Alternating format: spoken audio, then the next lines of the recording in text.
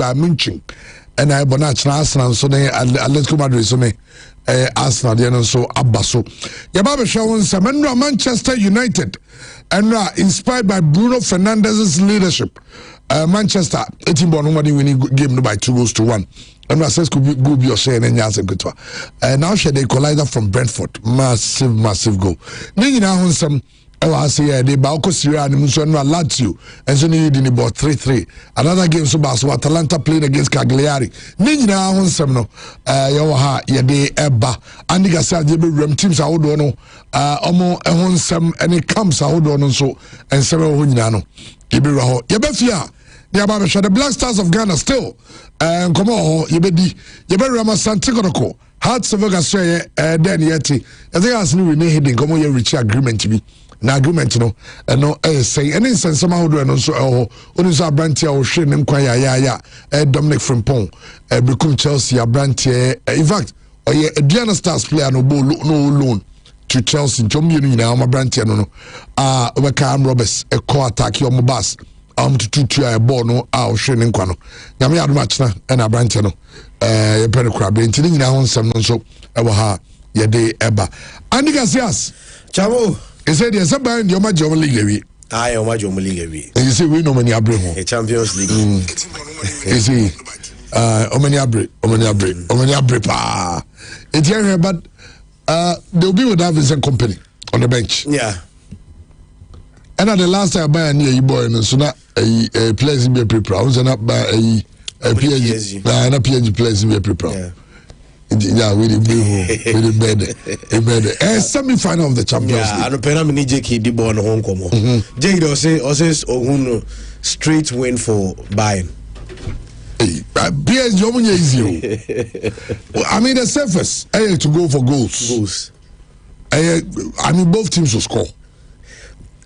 Game anka me expect goals like Bayern Madrid there. Goes I mean games like this goals but it looks like a game that will come with a lot of goals. That's I say. Also goals ba. Game also goals ba. You better come on so far. Mohamed Kudus so home. Also Kudus. I say Tottenham so going to say you so yeah. I say or decline say obey surgery. I don't know say you won't say no bet me at tournament next year can Ghana there I don't know. But some you be room. Okay. Tottenham and sense no. And Kudus na former agent. No so be kasa achichi mu di nti omienu omuntem tete no. You be run no so. Now Ghana President John Ansah say Ghana Premier League is one of the best in Africa. Also one of the best in Africa. I don't know when you otherwise someone you mean are they? The Ghana Premier League the best in Africa. On Ghana the best. One. Also one of the best. One of the best. There's a best leagues na come home.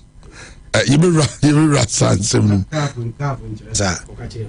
CAF interest me pay we say be the amount 2026. CAF club rankings no.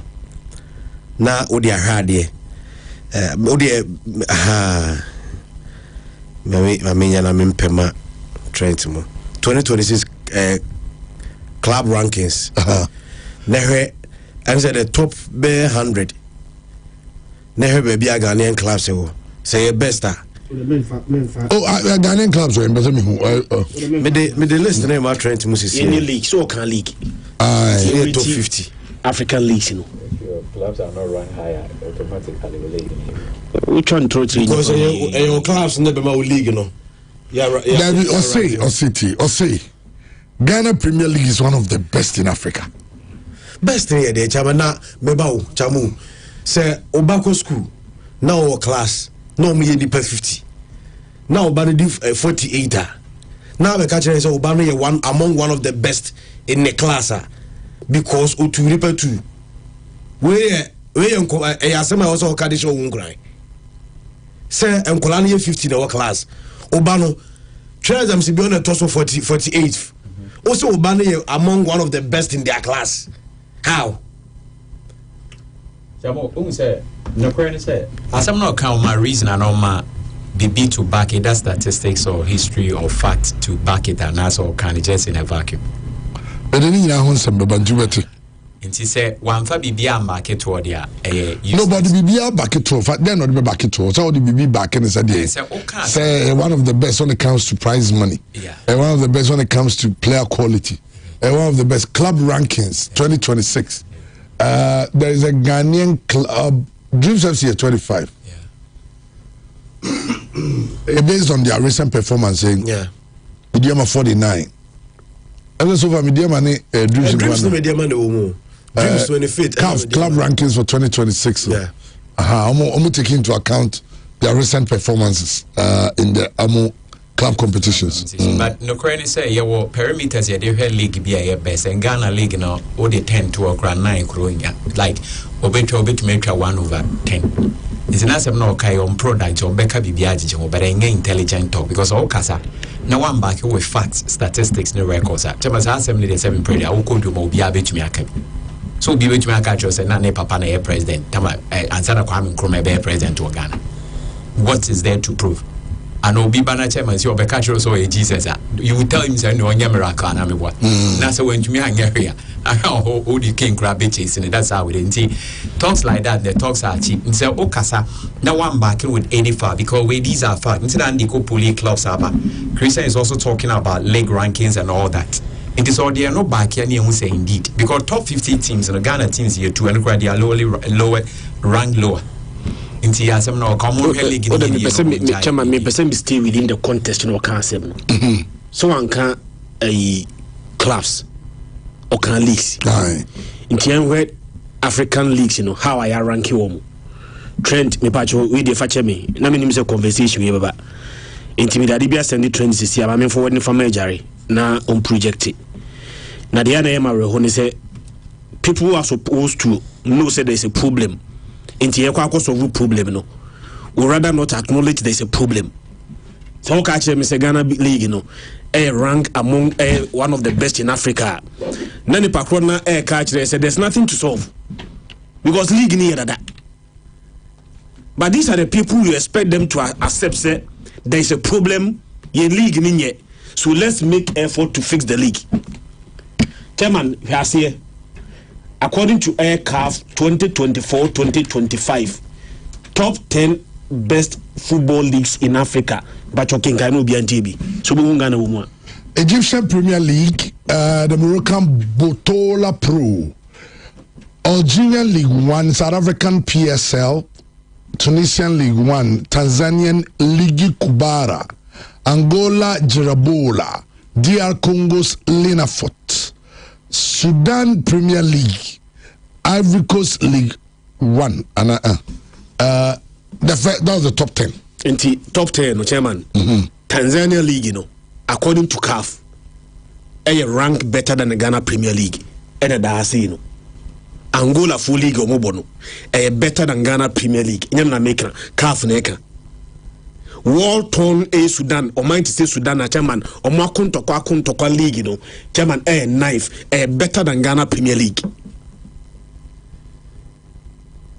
Eti source bay on which parameters there is nothing unto me and justify not a single reason. I bet me I justify say the Ghana Premier League that we are playing, among the best in Africa. It is not. Now sometimes I wonder omwa ye kasa asemi nchire echire wo mu ozo ka asemi echire obi a obeka chire obi a say bi hunim say ontimi improve wrong ontimi misa questions now abetina dem ase na obeka asemi achire me ne chema bk bi ni maso dem wan yande dem ase a chema won soro nko no wan hana dem udenim guase na eko because we are going to prove the fact. I just open asabna okano yen kan jo se nya nukru ye be ka jo se wu twantro you are lying ye ka se nya nukru dia se na ya polishing dia mawo and ye nunu ye ho ne yesere ye nunu ye ho saa ne yesere league na ye nye league no it is not among the best it is not but nipa na enso ogitum see a league no e problem it yen solve problem no that person will not even admit there's a problem. Chichema ojide say sangrofo yi no ejitum say Ghana Premier League no problem nti ombe solve. Nipa ne yare. Nipa no yare ni enyi ntum so yare. Obeda ko hospital. Obeda na doctor for as a 4J etimi aboa no. Treatment started when nipa no yare no agye tum say me yare, so I am going to the hospital. Ba onyi ntum say yare. Oh, me yare, I'm okay. Also yare. Oda wo sa na owu. Eni bi no mo ye no. Say Ghana Premier League is among the best. And Trobe no. Okay, Andy Garcia has ever come on a banner about the share and some no. Now, they say another exclusive, the man who will be the goalkeeper's coach for the Black Stars. He's from the US, one of the US leagues, not the MLS, the UCL, I'm from the ULS. No. I saw my championship. Or your goalkeeper's coach, or never be Ghana goalkeeper's coach. Now, every room, seven can Roger the Sadie. If you man ye and waba, so all ban we ma, even so, Baumoma Kaka Homo Benina. But news happened say Carlos Cruz is not on 100,000 monthly salary. Minimum Jackie, so Omar Sadi ye on Sokochubi. The man is on a 90-something thousand. So if it's will be approximated to be a year, 100,000. Once the man for me kicking, so he's not on 100,000. He's on a 97,000. He's on 95,000. So it's a no. You can say yeah, idea was discuss it. They said the most important thing is how we are going to get the Blasters to perform well. We can we will go to. I say a crime of us England. Near say Croatia, near say Panama. Say Intimigo near say Panama. Near draw against England and Croatia backward. Near was the Gene and no who here pa. Now the Ebebaso. Asante go board. Reports say Chomba be announce the new CEO. Reports like this say Professor Dr. Ochade Mensa and Ebabidi. Okay, send Papa go to the CEO. Yes. Former Confanochi CEO. A good choice. I mean, that's the man who gets the job done. With the Jumo year or Confanochi, the Hill Confanochi project, Open Soya no down or Herman Kosonuka to tell you that that's a man who knows how to get the job done. I'm just hoping say and see we sign the bay. There's a technical director which Baba. There's a surprise name. Sana Jake. I can surprise this one name no. Auntie, you're in him. Okay, darling, Podi, Bini, Romanian, Messi, any Hawaiian Messi, any Chad Messi, Chad Nima. Their name, Babi. Romania Mbappe. Debiano from. But in Champions League day, so we are going to have a Champions League night this evening. And a game that is fit to be a Champions League final. PSG Bayern. Yababishe and no one some. And then somehow do I want to Andy any room. I am on your bar, Yakanano, and the Betraso at the Amam. Are you ready? Are you ready? For the thousands in attendance and the millions watching around the world, ladies and gentlemen, let's get ready to rumble! Right, Chairman, my man, I say enough. Yanko latest Nina Ebano live on Pure 95.7 FM. Cause I follow our media and so our Facebook Pure FM TV Sanso, and I will join our YouTube Bright can come on YouTube. No, here the latest neighbor Sanso and appear with our television as well. Uber joined in our live our champion television. Come on, 970 be together and games and so cause and matches. Eba so UEFA Champions League games and so about Nina. Here the one come Eba our de ne sana pediatia and no games at me course no woko eat the Cagliari Calcio Tenafi amu esha 3 Emma Atlanta etimutu Sanson and Lazio and Udine Calcio game no and 3-3 and no Spanish La Liga Español and Levante ebo a goalless draw woko a Premier League na Old Trafford and Manchester United 2 Brentford 1 and it's a United at a 2-goal lead and later Brentford and a consolation backo and it's a Brantia France Casemiro again esha goal in Manchester United Benjamin Sesko Ensunya second goal and my name Ensuya Kama Edema United and it's a UEFA Champions League no said I want to say Chamo Erika Eka no Nyamia Duma and Nanure Ebo Aya 7 Pieba Upiamu Ewa France and Park the Princess Mami Fantigas PSG one and a Bamini game no and Eba so UEFA Champions League semi-final game 1 and as a first leg no and Eba Salagia Yemedi community near said Neba and Sebesia Kodioba winning a first leg no a position who you know return leg and Obakosu Nyamia Duma next week and it's Mami Manchester United in Tampa now you come from United on camp na Mami Ora your friend is Ruben Amorim and Openya friends Michael Carrick and you come on pay and Michael Carrick as win and my Manchester United team no Mami Fawi and to Michael Carrick 13 Premier League matches this season at Manchester United when you 9 wins. Only say Ruben Amorim about 20 Premier League matches this season or we need 8. Michael Carrick wins no Abasa Ruben Amorim and wins and it's Amorim about 7 games more and so it's Michael Carrick and to Manchester United Adiano no Sanka Michael Carrick Obantem and one player says Oko United will be about Basono Aya Brantia France Casemiro and Casemiro now sounds on your go and my Manchester United a team no a header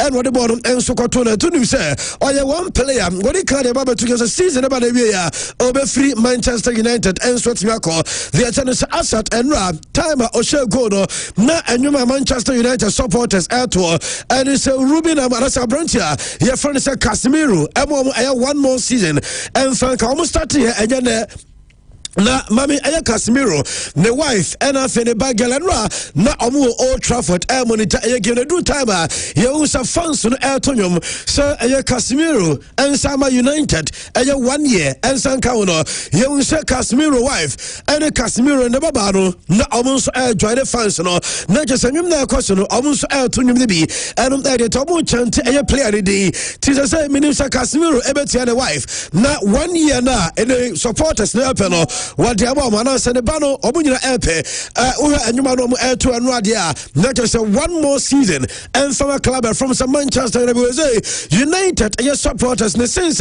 Michael Carrick ebe take over and almost Abrantia your friends Casemiro sana onyewie sa sadia under Amorim na United supporters every so we no sana oran onyewie board be that so anymore and update about some komodo here to Emma and so Jordan Solope say Oya United supporter player baako obabona baso no wadana say aya Brantia friends Bruno aya Fernandes na mami Bruno aya Fernandes say onu say why call aya Cristiano Ronaldo nigo aya contributions our Premier League no eno aya Brantia no mami fan to get some Brantia friends Bruno enra or sounds aya assist second goal assist go say no aya Bruno and a pass ball no Edema Benjamin Sesko de Chenye Cristiano Ronaldo in the Premier League and as our Manchester United 103 aya matches and a branch of the boy onya 37 goals what I say that's why 103 aya goals and onya 37 assists so come over aya 140 goal contribution and aya 103 goals 37 assists and aya Ronaldo on one kasani goal contributions and Manchester United so far aya Bruno Fernandes and onya the 70th assist and my club no and aya 70 goals 70 assists combined aya 140 and aya Bruno omumere aya Portugal for and aya update aba yeah the one some aya bamu and so Jumade Sanwa player the friend is Brian Mbuemu fanwame aya former player Edema aya Brentford for the and join the Manchester United club and one is a Drew Pointer na Michael Carrick Brian Mbuemu dina film no ye won say away and any Brentford supporters no ye won say aya Bruno Arasa Brantia your friends in Buabu na obobo sem enso ma Brian in Buabu because some club no obobo bebrebe and or your Manchester United play obuntimi jinima and a later saba yeah there was some Emmabu Ewo Juventus Harry Maguire and Edin come after the game na Mami Maguire because your point no Maguire akoto bomb Harry Maguire say games and room so United air prepare akobo game bia and Amorima na omo chances no 50-50 omo bawie na United asanso lusu game no eno say Michael Carrick abaye ene abasesa o say omo game United who say omo ye way better what I say and just omo ye better omo gidie say omo betia winning matches and Amorim na omo ninja gidie no omo kobo game bia no omo say omo chances no 50 opponent a chance 50 ye be wie kra no na omo say lose omo 50% chance no eno according to Maguire and after no what the sound come and so when a job kasia and what Amorim say and Amorim no utu say na nyama enkoye enfama United boboko no eno according to Maguire and aye tin won komo na Michael Carrick and United coach Michael Carrick and then after the game Central ko bisa say opening say baby Manchester United regional no bibia chasem adabu wini arasamunya aye 2 points akanwa more qualify for UEFA aye Champions League even with aye games and so betinya kano na chasa club of France United qualify for UEFA aye Champions League na chasa mu season aye enough for the mamwana Michael Carrick I say United qualification our Champions League enya dia I was say Manchester United supporter I was say celebrate about Mr. Risman Daniels no Manchester United first no over France Michael Carrick Frank Bobe Jr.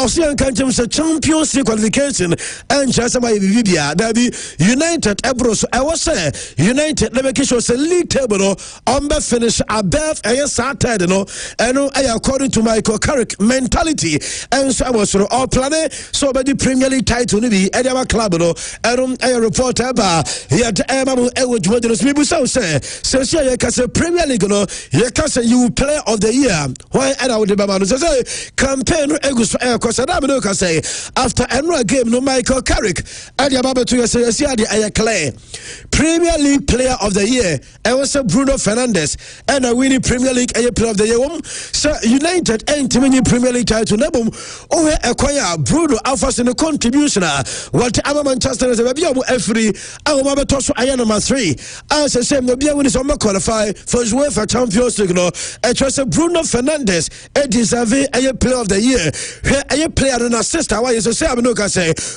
in a single season you were only 2 players and Omaya assist more assist in a single season and Bruno 20 and De Bruyne when I saw 20 no so say Abrantia your friends Bruno 19 not just the next sister Bruno Bayano or equal Sadia no and and reference Kevin De Bruyne or equal so oye 2 not just one and I record and then the coach is or deserve a Premier League no player of the year and I diaba na Mami United top scorers this season players Asha goes do Ediama Bobo Conference Manchester United this season interesting what do you say and now me can say Manchester United player okuta more goals this season Benjamin Sesko Asher 10 goals and Manchester United Brian Mbeumo Asher 9 goals Casemiro Asher 9 goals Bruno Fernandes Asher 8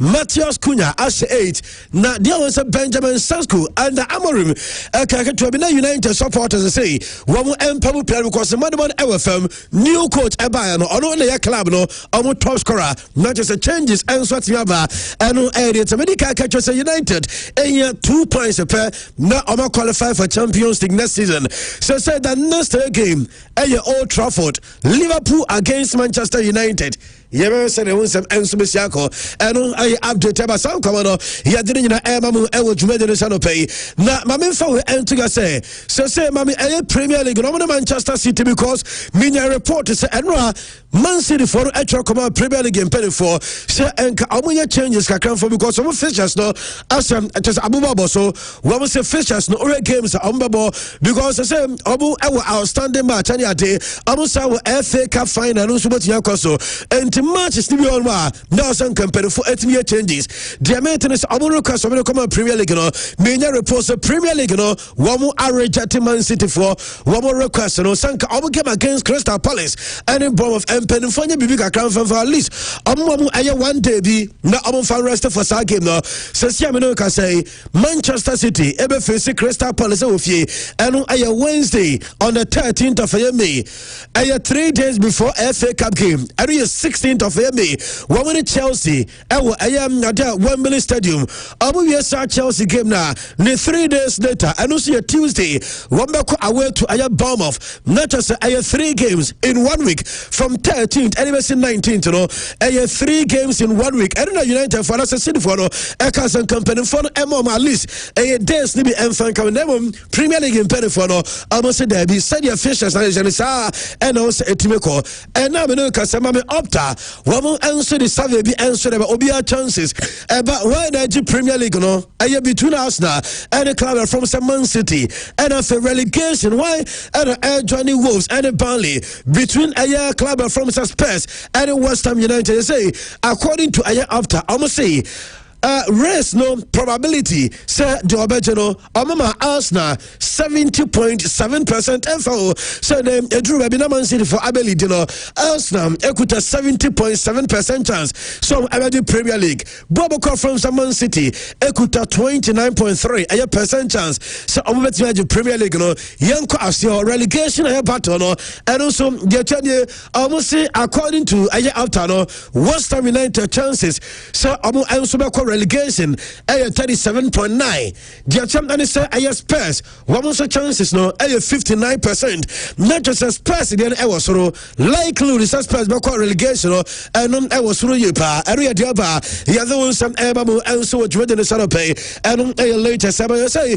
oko Arsenal team mama Arsenal on Monday night football uri some reporter me say I was we no reliable reporter ever and it's Arsenal also last game Ambabo Eliatia Burnley Ewofie na sa game no me report say Edru Samach no na ayate Arsenal already champions of the league na just sa game amune just Burnley baba no emfa results and change results be a the champion say adem pedifo be movie game no edia call 18th of May and we Monday and number 8 p.m. UK time and the meeting say come still chances no na say City and so our clutch and so baja omo game on a Sunday and 17th them so come some the day omo ag league na we dia omo de be 8 na fi Arsenal for and so let me celebrate and update aba here the one some emamu ewojumedeno injuries in football to say you know because anra wo many times na make to say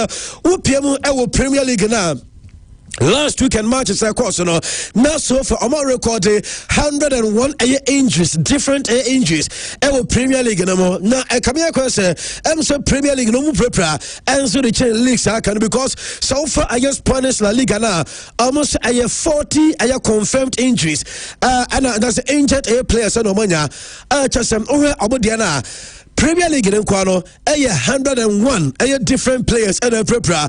La Liga no 40 players and a prepara. Not just La Liga no even Premier League 50% akra enru omu pramo Premier League and the chance Spanish La Liga and the Ottoman coach your friend said Domenico Tedesco ono and your coach Adama Fenerbahce club no say or your former coach and now no kwesiada wamu elusu amo just a game against Galatasaray Eshomo 3 mame fento yes enwa Fenerbahce mpenu for wamu apamo Domenico Tedesco almost na bi wontimi entrance Emian show 3 so say league no omama points no akwakoka 7 asem wabie ekosimisha na 4 no mo gidi senka Galatasaray game at least Salment miansha no so mo draw mentally points gap no omapamo coach no say onko new one and so betia ba enom ediate mame David Ancelotti Carlo Ancelotti ba no unsem na branche we ono kasa tene ho a okone adwuma ancha eno sanso be join ne papa e wo preso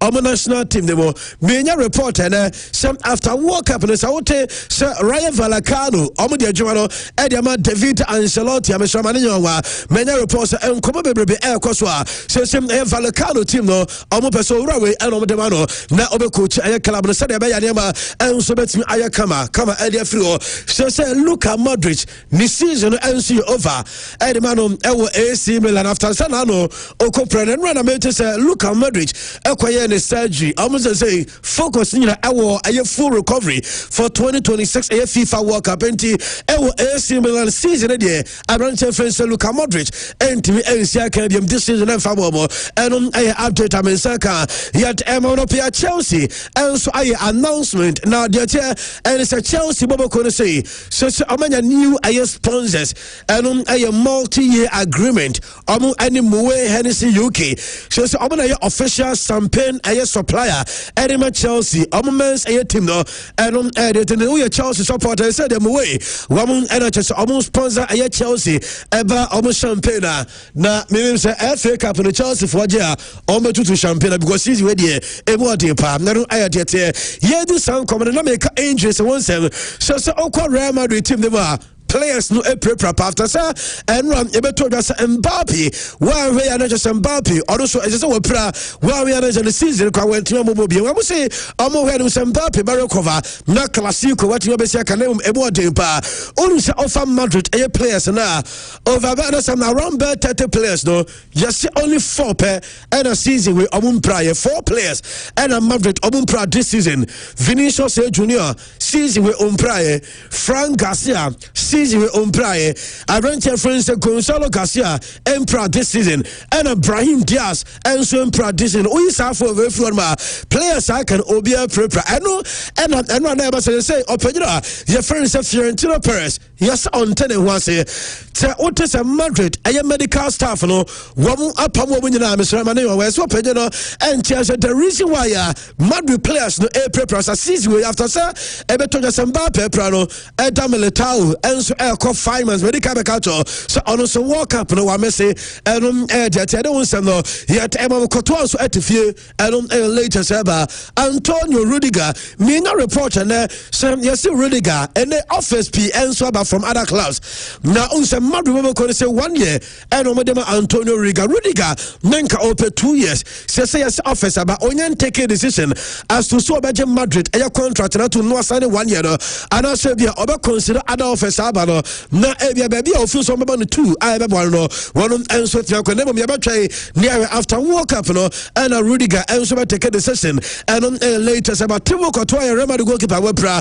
mama friend to say Diamante and say Courtois na me atuma game against Barcelona and on Clasico no Madrid doctors no we do some na Courtois I be fully fit was starting many players no and so training boom so we do say Clasico no and the 10th of May, Abraham Abbey fully fit. Now, on some boy, I am a removal, and I dear bar. He has the one some Emma and which was me. Reports about a team no one I shall say a plan of parade no for I Spanish La Liga. Said the identity and 11 points in there. Baby, I trust a Barca, a champions. So much as open top bars no, one shall say a branded near Macama. I just we are way and a Barca, and so bet me that call parade no Amani and so. Timia Kama and Mami Arsenal striker Victor Gyökeres. Oh, some catch us some Ubaka na Gyökeres. Decided to join Arsenal. Me catch us and I'm so Emma on the Portuguese girlfriend. Woman and so jai. Ninya no baro and person Gyökeres ebe free Portugal. Gyökeres and so no sababi wadro and also about Premier League also joining Arsenal. No be say academy Arsenal tomo eba omawari no say omon plan relationship no and so and dey mama fa we entiga say Diamante and say Gyökeres asa koninchi okofana dia sa Aba oni si ana sababa ono ni jira ono wasa ko fana de what I say sanko fa we yenchi entoro kasa ene ka so majai se lady ni mum ene ka so se obeti ase no ba UK Abel stay at London there. Obi and Nebum says Oma Sans are reconcile and Joe Carres and Baba on Hunsem and yet Ebamu Edward Medicine. When you say Oko Arsenal team report, I'm in second and say, yes, this easy way. Most popular player all to Arsenal jerseys, only player crow. Eberech Eze. Any report I'm in circa, yes, as a season way on to Arsenal shares Nepa. And Sana Victor Jokare Saba, Declan Rice etoso 3, Bukayo Saka etoso 4, Martin Odegaard etoso 5, and our current friend Max Dorman, one and etoso 6 players are aton justice part. This is the Rema Arsenal and later Saba. And now we look at FIFA. Many report is a changes and so and in terms of yellow cards, FIFA World Cup. I don't say your players, and I say players no group stage. You know, so when yellow cards are ultimate MSC a knockout. No Jamaica, and it's a FIFA episode which I say so would yellow cards. A group stages now. Said there be MSC knockout. No MSC players no MSC knockout. No, and into papa a yellow cards no and so to for Jamaica say Nyami Adman Vancouver and their FIFA council on my meeting summit no and take a final decision on yellow card in sense no and later Saba. Yeah, there was some Mamunayaka walk up in some no. Mommy, I am Mercedes Benz Stadium. Also our America. Diameter I had FIFA. I catch him for stadium no. Woman society no from Mercedes Benz Stadium and Atlanta Stadium. Ninian say FIFA say among person brand beer 1 year FIFA sponsor. Sa I am mileage no enti so ko stadium was say adwuma ekoso Benz omo aye logo no and so mo symbol no and we so mo kata so no ba bia bi obi ano wo mo cover ni nyina omo kata ni nyina so because omo sponsor aye FIFA and enti we make sure say nya dia omo so ebe ma omo sam nya kan say aye mileage no and so work up na say and aye dia ba Chelsea players and na dodo na e Madrid na yehu abrantia your friends Makukuaya e Madrid yehu Joao Pedro e Madrid yehu Enzo Fernandez Madrid you know okanya okonya case no yehu abrantia no Enzo Madrid kromo me na report say osiki permission from Chelsea pen for okacho mo say break akra no manya no person come Madrid e pen for no ebusa ne so okoye den demetri say excuse no and it's okwa akwa Madrid open no answer no ne ye de Santiago Bernabeu stadium and Madrid open betri akoso na yesem pen for de nti omote ase ema Enzo Fernandez ko ne say enyo no nko na eko abrantia friends kukuera ekobi and Joao Pedro and so go to no girlfriends no and omoyere no Enzo Madrid say the same stadium akwa no kan wase mo konya case no abako stadium no akwa tennis ne bi and tie na onu say yes once betten twice shy and sabi the owa Canada no solution no onu say Enzo Fernandez ko duru no oduru ya panel central for the camera send microphones by so amu se bubusa ne nsem kakra na akwana no ade otia futu wo busa na madu no wan carry so person ni traffic to no betwa na mom questions so busa no wanyi obi a no obusa na wasere obusa na wasere no twa because no abi and central ko busa no a e ma ne konya eye case Chelsea is suspended for 2 matches and Enzo Fernandez and he didn't come so say Lamine Yamal and the Spanish national team and Barcelona say Emra Lamine e prior back to say doctors no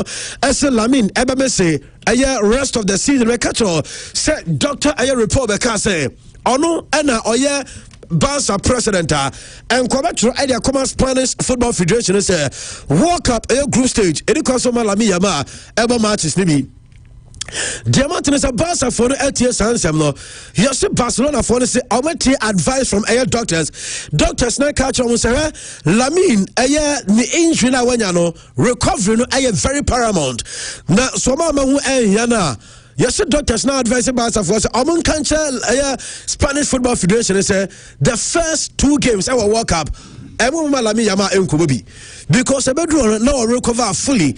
So I'm going to go be na a chrono na say inch no emu asa kwabre so say boss for no say omugo so air monitor na omu hwe akra no aye the recovery say duru say world cup ne be chance here na player no enso recover fully a obeka cha aye Spanish Football Federation said there be eni kwase Lamin at least the first 2 matches our world cup no eni kwase obobi and diaba so say Abrante France and Memphis they pay oko Brazola diameter say Corinthians on say no mo de neka many reports e kana Corinthians for the neka no so say I say kana akwa drew £6 million. Also, any club on our contract, diameter say Corinthians, yes, omo any sponsors, dinkobo. Say omo want be able renew omo aye sponsorships no ebi mo so on board na fe omo cover aye Memphis they pay ne salary no and so say omo jama club no ko a omo ntimi ntua Memphis eka enom aye dia UEFA Champions League no baso ne ma me fa we enter asem na ade chances no be chances and so tia ba say over aye PSG and ba mo nchin high and be qualify over 2 aye games no why they qualify across the grand finale now for Atletico Madrid any Bobo conference Barcelona and as let's come and Arsenal Diana maybe PSG against Dominic Amoma PSG 32.7% chance so bet me advance ako final Emma Dominic 62.8% chance there's a Bayern and this one qualify so for Atletico Madrid any Arsenal game now Amoma Atletico 25.1% chance on the final one Arsenal 74.9% chance so on the final per the always say na say Dominic and Arsenal and bet your final say bibia answer sir and on there among ASR 4 teams are one Asia Kano obia a semi-finalist no obia market air value the only said the market value I was on Arsenal 1.23 billion euros. PSG and a toss to 1.21 billion euros. Bayern Munich at toss 3 970 million euros. And Atletico Madrid and a toss of 4 587 million euros. There's a part of market value in from Arsenal and a was Europa. Now only some are semi-finalists no way only the 5th time our Champions League history. Yenya 4 semi-finalists obia every different association and see empra makoma ko enumpe ebisi the year to another season 203-204 season yenya one team from France, Baku from England, Baku from Portugal, and Baku from Spain. 2009-2010 yenya Baku from France, Baku from Germany, Baku from Italy, and Baku from Spain. NFL 17-18 one team from England, Baku from Germany, Baku from Italy, and Baku from Spain. 2024-25 last season yenya Baku from France, Baku from England, Baku from Italy, and Baku from Spain. Season way your Spanish team Baku, your German team Baku, English team Baku, and a French team Baku, and only 5 times a pair at the BSC ever the history of the Champions League. And on air dear Mama fa we enter so when you say PSG team no about Champions League now the last 2 seasons confono ever knockout stages obu goals are say any goals on consider edru knockout na go for no warning omo brutal omo warning papa mama fanto no say PSG the knockout stages the last 2 seasons wamu over 40 goals at a PSG club no wamu answer. Na ubenya list na so ubenya omo numbers no enso de mama yan kwanim na you said yes here 41 goals and o ma share and o ma concede 12 you will knock out no more ebe ene omo ba Munich said the name enso be sia kwani nyina no ye the one some eba mo ewo dwuma do so me catch us Vincent air company air suspended e was game no die na eno Vincent company e ko din komo no central for e din komo na Vincent company dey kwasi say we mo e fight for air title PSG agent the last season. I say PSG deserve every praise. Never no cry say PSG ewa dey be Bayern for a whole come do match omo pe. Eno a Champions League a trophy nti ene game no omo kwako akwakope ade a omo epe ena akwedi PSG for no.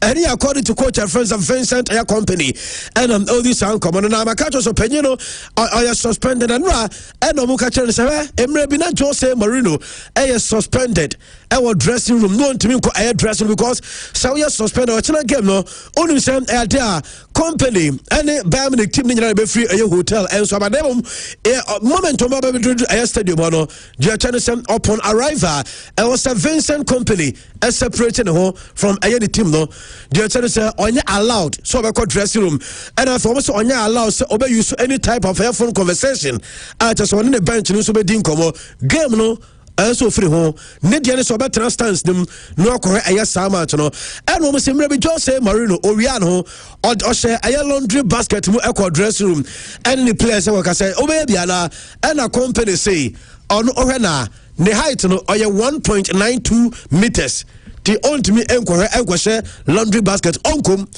kura said Jose ko shame na mo kano onkom enom edit kwara scale ya wonom eye player ba ko ena se PSG ebenya bibi from the game omo ehwe no na kwara scale ya say emra oba PSG no ono de no onim ene se oye forward okono nim kwa no onim ekwan a ye fa so defending Luis Enrique abon ama say we improving the defending wogusu a osia o say under Luis Enrique say o say coach we no say obody man sabi o say o defend it say crazy aya hungry what so be I come there now over them no sir and I would defend the coach no abo in terms of one can defending and later say ba yeah the one some which made no son pay me ba ma aya abranche friends Opamecano one aya Dembele enso aya de na blacho mama aya Opamecano and Dembele unu say amu nyina aya French for but ba ko boma aya Bayern and ba ko eboma PSG na kuro mu free mu enso wa France no ba bi o mu nyine ye no omo nyina anyini ewo one area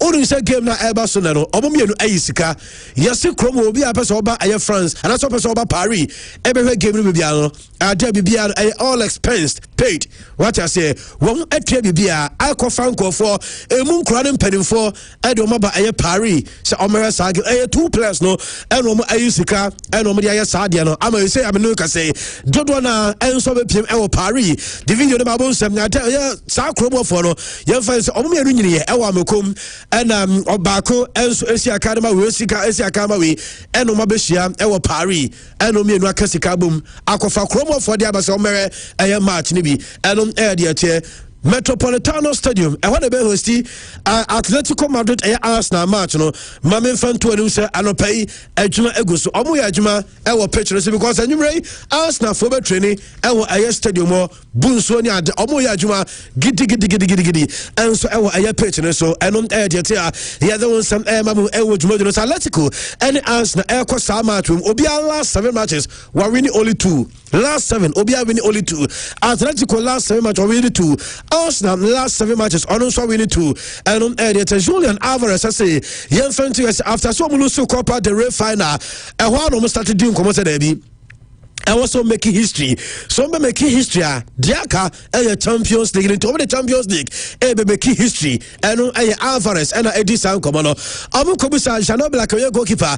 Edema Atletico say football Atletico Madrid Champions League because Champions League annual requirement say Moko finals need to Nina acquire Madrid for fast so na hard into Champions League no football Biana and was one who football sa na life and casa and fair. What I say now over the Champions League, I just say be a football and also fighting and Tomba fighting on the pitch.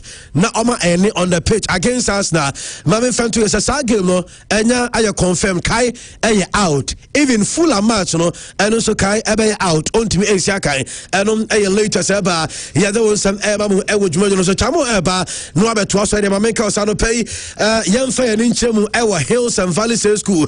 Makajo's school as Omu Ebi application for a positions we teachers and bachelor preschool and of primary teachers almost sounds school cleaners now requirements and almost teachers no and also possess a BED in basic education that's early childhood education and or any other relevant experience a one casa advantage a fake cleaners no almost and require no formal qualification almost hard working almost reliable and almost committed and almost application obetumi submit to application letter no any CV ewo school premises Hills and Valley School ewo Patase movie house one ma now the aba almost say mo e be contact mo no eye mo ya shortlist mo eno eye Jerry Wonsem ACTA ya the eba mo ewo dwumade so mamenka say clean hand soap no mesro use be na fa wo sabaka do say ya germs and bacteria no dodo na wo mfa wani say ehu na bom amudi ni pede nya fa say unya clean hand soap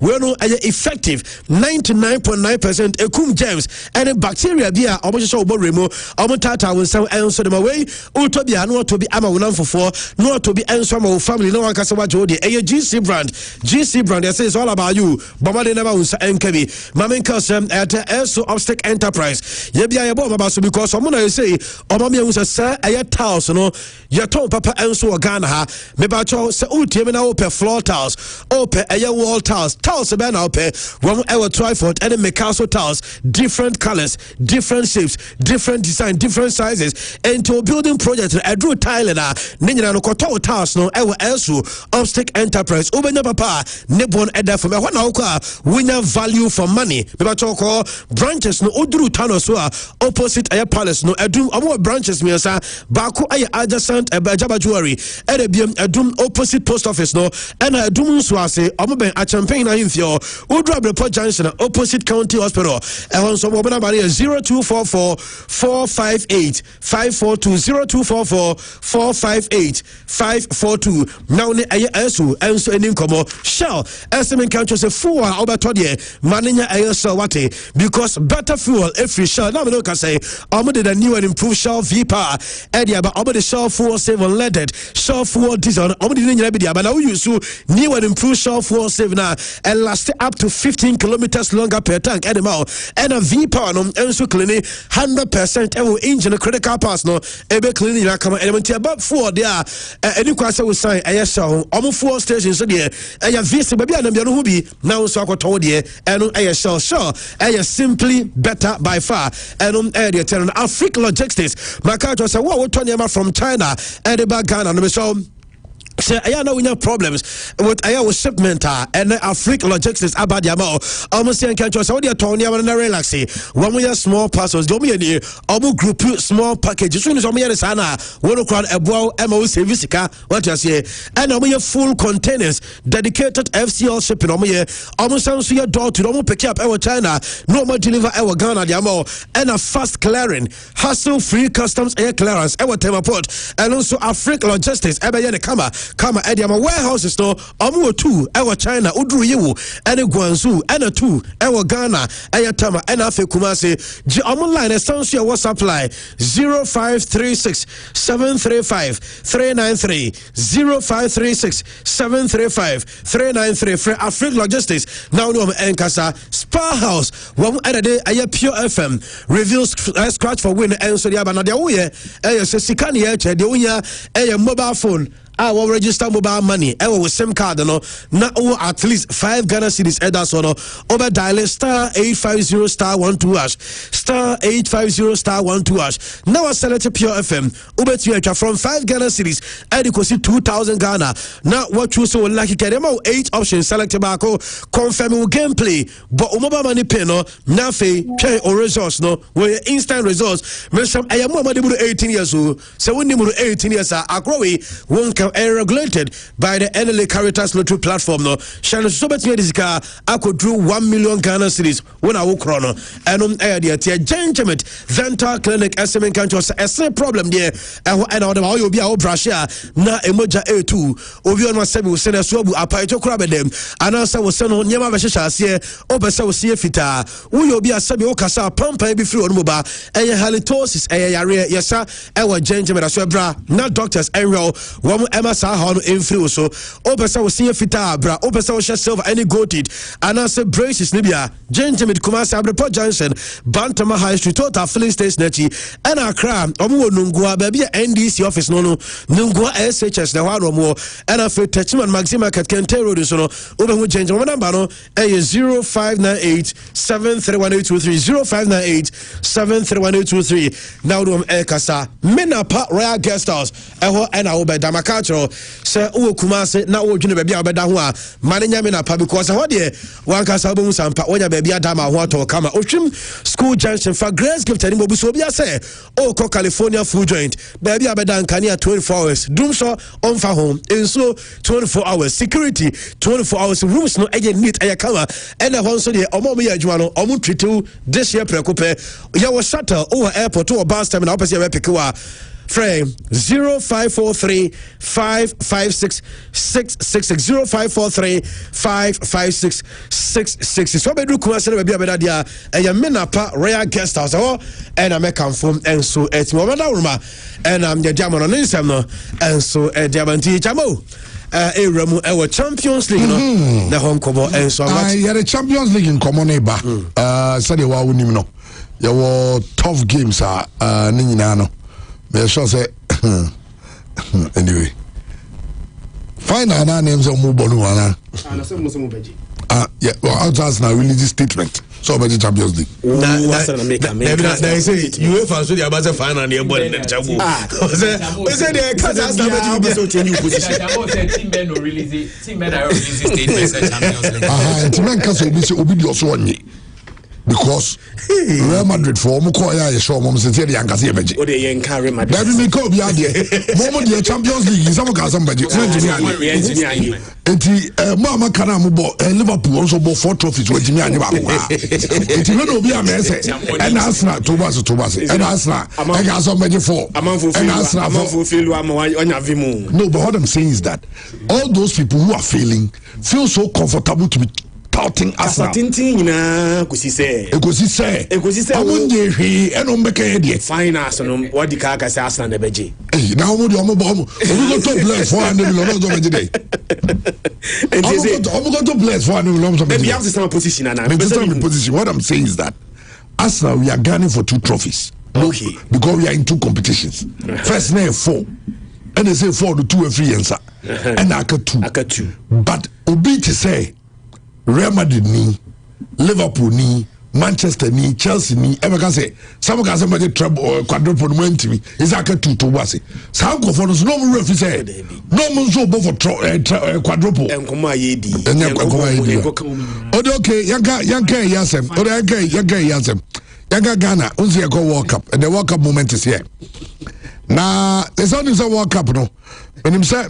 The Biaudi Black Stars at you Ghana games all supported Black Stars and you already win no but this time you be rewarding winning no what I say so apart from the Black Stars be winning and now winning no you rewarded the fans of the Black Stars for following the Black Stars it will phone so no dial *899# *899# and also call Ghana World Cup raffle.com now we know the tell say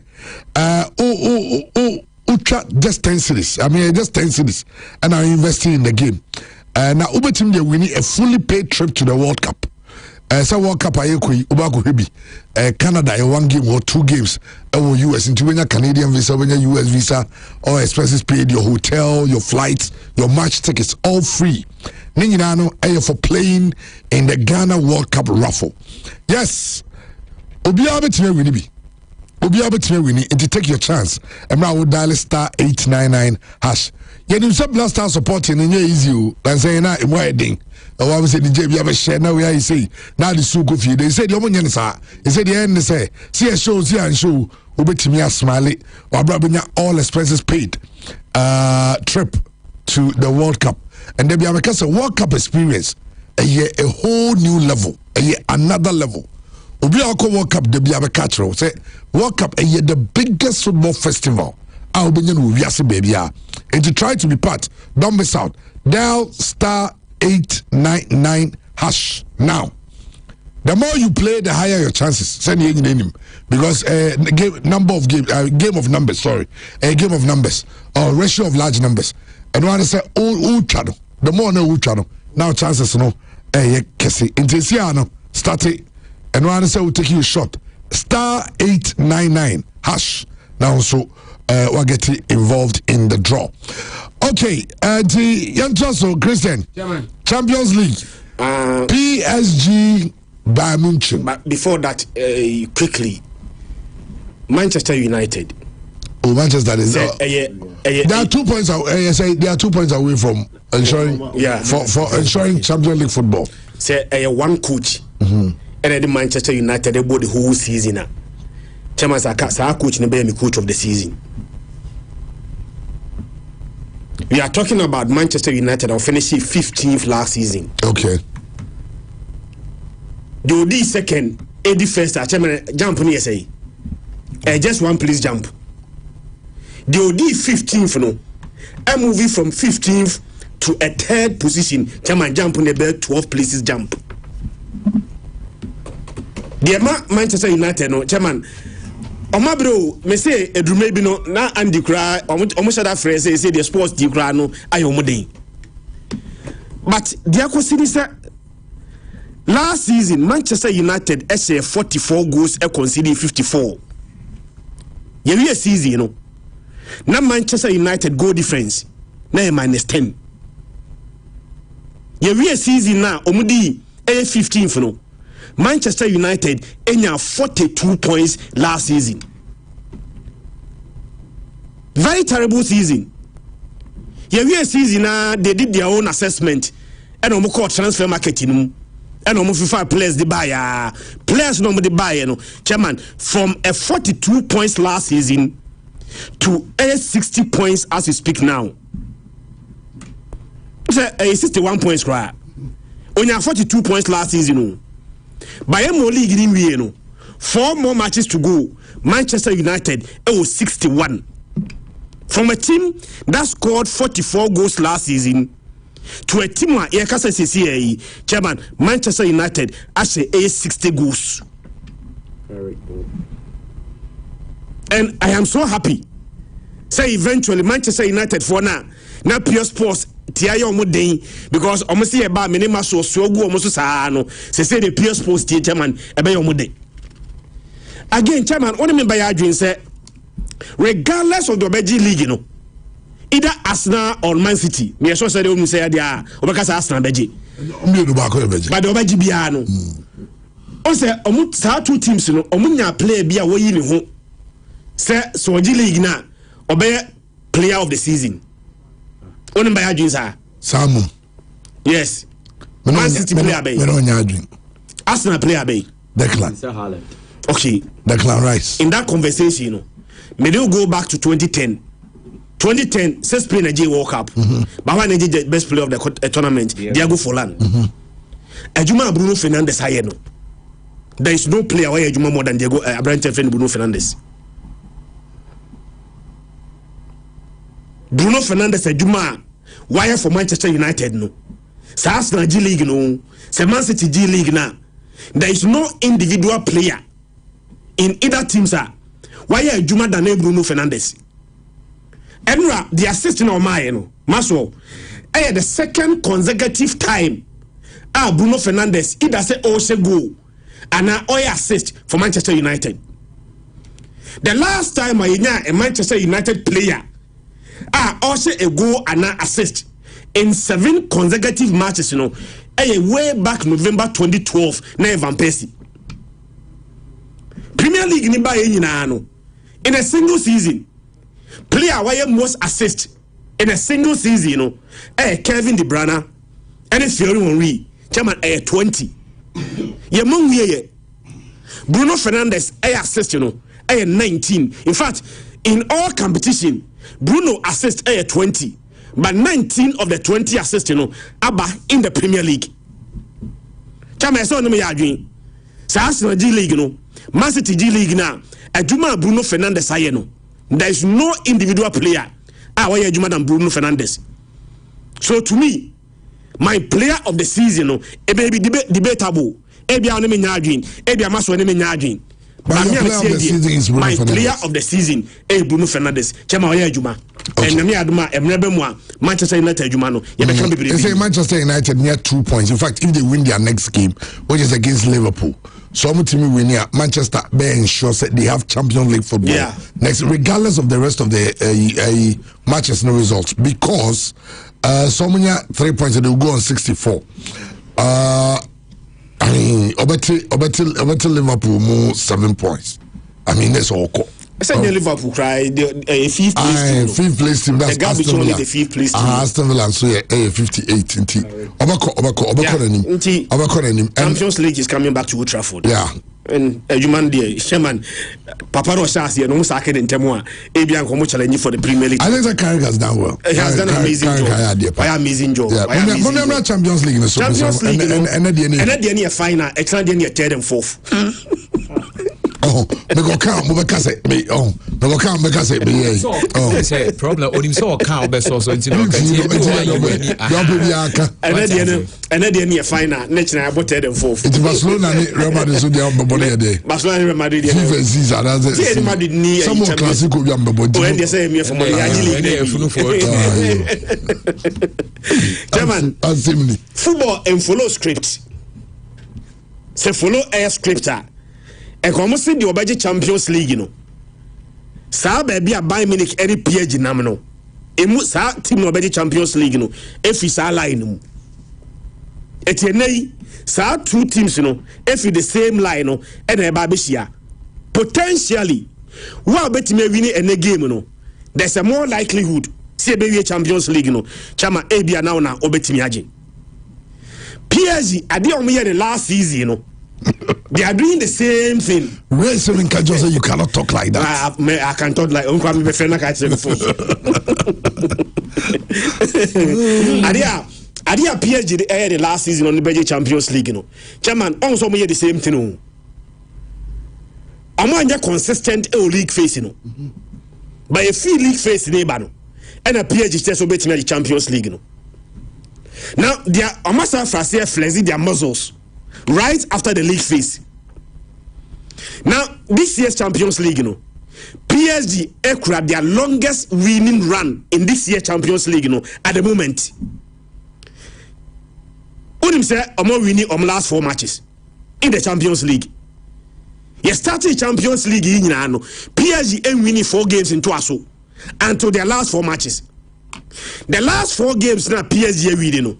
Chama, it came against Chelsea, home and away. We Chelsea, you know. The next game was against Liverpool, and also a home and away. The amazing about PSG is that in those 4 matches now, PSG are winning in Yano. Chairman, PSG has 12 goals in those 4 matches. So, baby, I do it here. As I said last season, untimi underrated PSG because of the league phase. But league phase ni near do this stage there, Chairman, ubia nyubia. Now, the Oya torchbearers for air French football, Yakasa says CID, a PSG. Maso, on say PSG, a baba beye, Tomutimi winia. They will become the first team of free air France. Are winning 100 games in the UEFA Champions League. Yakasa, France football by any.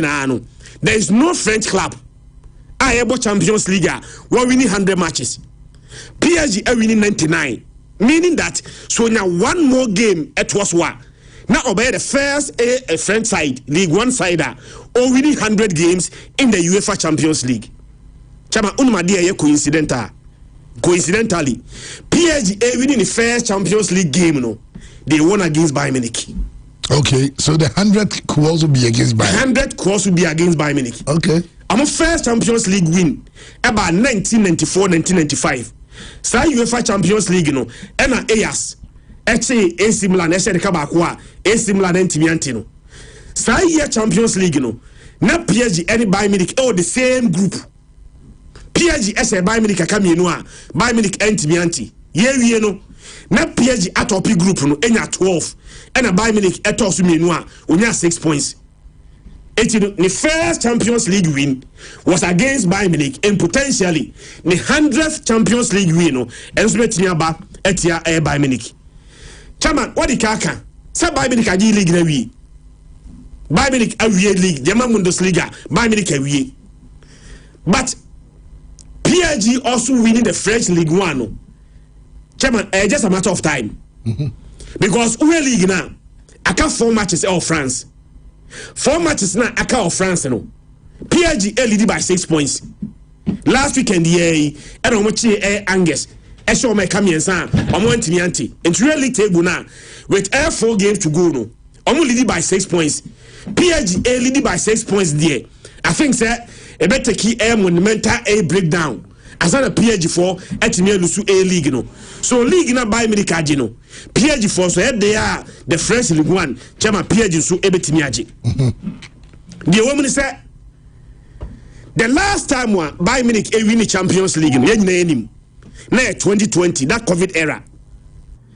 Omuji win 2020 Champions League ni wiye no. Bayern Munich entimi enu semi-final. In fact, I am pre-makunum since then. Any about Champions League. Emu 9 Bayern Munich efimo quarter final. Enemu ba kupe Bayern Munich etimi edru semi final. Beno kra no wantimi antoaso anko the final. So since they won the Champions League, you know, baby na yeding say Bayern Munich entimi enru no semi final, and today they are here. But idea very interesting, chairman. And he said Bayern Munich last 5 Champions League. But we controversial kakra. Yebechilim. Bayern Munich, the last 5 Champions League semi-final. I had 2 legs, you know. Bayern Munich win be. It started from 2012, 2013. See, do semi-final. Ne 2 legs are. Bayern Munich ain't win be. I am sure. So we bet me beside me say, okay, so Bayern Munich ain't win Champions League semi-final 2 legs. Since 2012, a year day, and we win the Champions League in 2020. Someone say a valid question. The 2020 Champions League semi-final, you born only 1 leg. Okay. No, 2 legs. Because of COVID. No, COVID. Yeah. So you born 1 leg pay. But they had 2 legs, home and away. No. Since 2012, 2013, Bayern Munich ain't me win be. Name boom. Adia Bayern Munich anybody to this game. They say, and pray. Timwa ukra the best form in the Champions League Bayern Munich. Sesi ayeka say Bayern Munich winning the last 7 games in the Champions League. There is no team will winning 7 consecutive matches in the Champions League. Only Bayern Munich and winning their last 7 Champions League matches. Now this weekend, say almost ask your minds come here, sir. And my minds at 4-3. Meaning that, chairman, Bayern Munich, they came from 3 goal down. Yeah, 3 goal deficit. Bayern Munich winning on the last 9 games consecutively. Last 9, every single one of them, Bayern Munich winning. And they virtually conceded. Yes, almost all of them. I'm saying 1 or 2 penalty conceded. Let's put on record. Say Champions League here, Yebui. Amako say PSG. In a game where Luis Diaz in a red card. Yeah. PSG the neighbor home. With even numerical disadvantage, you know, Bayern Munich is a PSG or the Parc des Princes. But caveat that when they say the same thing happened last season. Arsenal, some say PSG group stage. Aye, some 2-0. But do semi-final no. PSG as Arsenal home and away. Aye. But they share party, but doesn't make it an excuse. The fact they say almost home and away. So the fact that PSG for no elusu to Bayern Munich league face, you know, team find you so nkase wan sha. Bayern Munich for bet me win so easily. Because last season, chairman, ABC. Make sure they be again. The last time na Bayern Munich had Champions League, you know, chairman saw Kai team almost the same PSG. Almost 1-0. Kingsley Coman, and they said the only goal of the game. A team one na PSG for nya bre pass on so many Champions League ni bi. And we do final. PSG for Neymar, PSG for Mbappe. Chama on that day, I was rooting for PSG. But Bayern Munich for chess, me a Bayern Munich. Actually, PSG, I almost simple. As you kabakwa, PSG anti anti. PSG, we need the game against Liverpool. No, omunya injury no. Na a very very dangerous injury. Abrante Fred Due injured in that game, and Nuno Mendes and Supray. Benra, according to a coach, you know, some players when are available in the game, you know. So, coach in the Penquadia, Obetia select you. Abrante Feni do a outer. Chama, we had to say about 30 PSG that match. But then only one more about 30 PSG pano, Nuno Mendes. Born and Nuno Mendes airborne. There is not a single PSG player. Obetimiabo, Aboni, she said Nuno Mendes born or Edema a PSG, you know. and against Angus no sa place we na make squad no, meaning that in a game no chairman omi available again. Fabian Ruiz and so enya lengthy injury or prache by weekend we of about 45 minutes. The catch them say in the game no coach ni pa Abrante friend Vitina any the other midfielder ebe kan one also almost 3 technically gifted midfielders. Fabian Ruiz be kan one chairman adwuma no one na see my minute only one absentee, that is their coach. But chairman, coach no absentee no big misses are. Say and only on track bench or tifie kwana they can still communicate. Obetima ya juma no ti say the bench anisa. So Bayern Munich bad game mu a the only absentee Bayern Munich ban to this game no e coach and ontimi enter bench. Dear who edema Bayern Munich is that Mesha Bayern Munich for center back Jonathan Tah any Upamecano adeba ko aye common lack of pace. Sa lack of pace, you know, and on any PSG for strength in attack. PSG for be Eddie movement and a back hello. A branch of friend Kwaskelia, Due, Dembele, any who again. Sa play Bakola. So me and saying na nebo attack na. Adia Chema omudi beating most opponent, you know, movement and pace. And there are 2 center backs, you know. Omanya very careful. And me adapt to start pace any movement now. PSG de bana. Me sure that one shot Bayern Munich for 80 million mano. Adeba ko amase when he say, Chairman, the last 8 games were mabono. The last 8 matches between PSG and Bayern Munich. Chairman ti adia wa say. Emu mienu pe and both teams here. The last 8 meetings between PSG and Bayern Munich no mienu pe enya both team to score. So be win here sa team normally win 2-0. Bayern mum no sa game we the entire both team to score. And it's a Champions League na bono. Yasha 639 goals. Sa 639 goals no. Teams are as goals in the Champions League no and e bonne no. Chairman, PSG has 38 goals. Bayern Munich has 38 goals. So in terms of attack, the best attacking teams in the Champions League and Ebony. But say Obisame, me rated 2 teams, you know, in this Champions League, you know, one on the attack and better. Even though so much the same goals, you know, Chama, make us a Bayern Munich attack and better. Do you know why? Because PSG have 2 more games than Bayern Munich. So Bayern Munich can go playoff. PSG will playoff. PSG playoff no boy no. Obotia Monaco. Ni 38 goals na wase no. Emunum eba in the playoff. Abra Bayern Munich abo playoff. It is a PSG abo 2 more games than Bayern Munich. No munyina ashe the same number of goals a no cre. Obi ashe 38. Babako abo more matches than the other. Me share game no. They be decided game no. Department by department.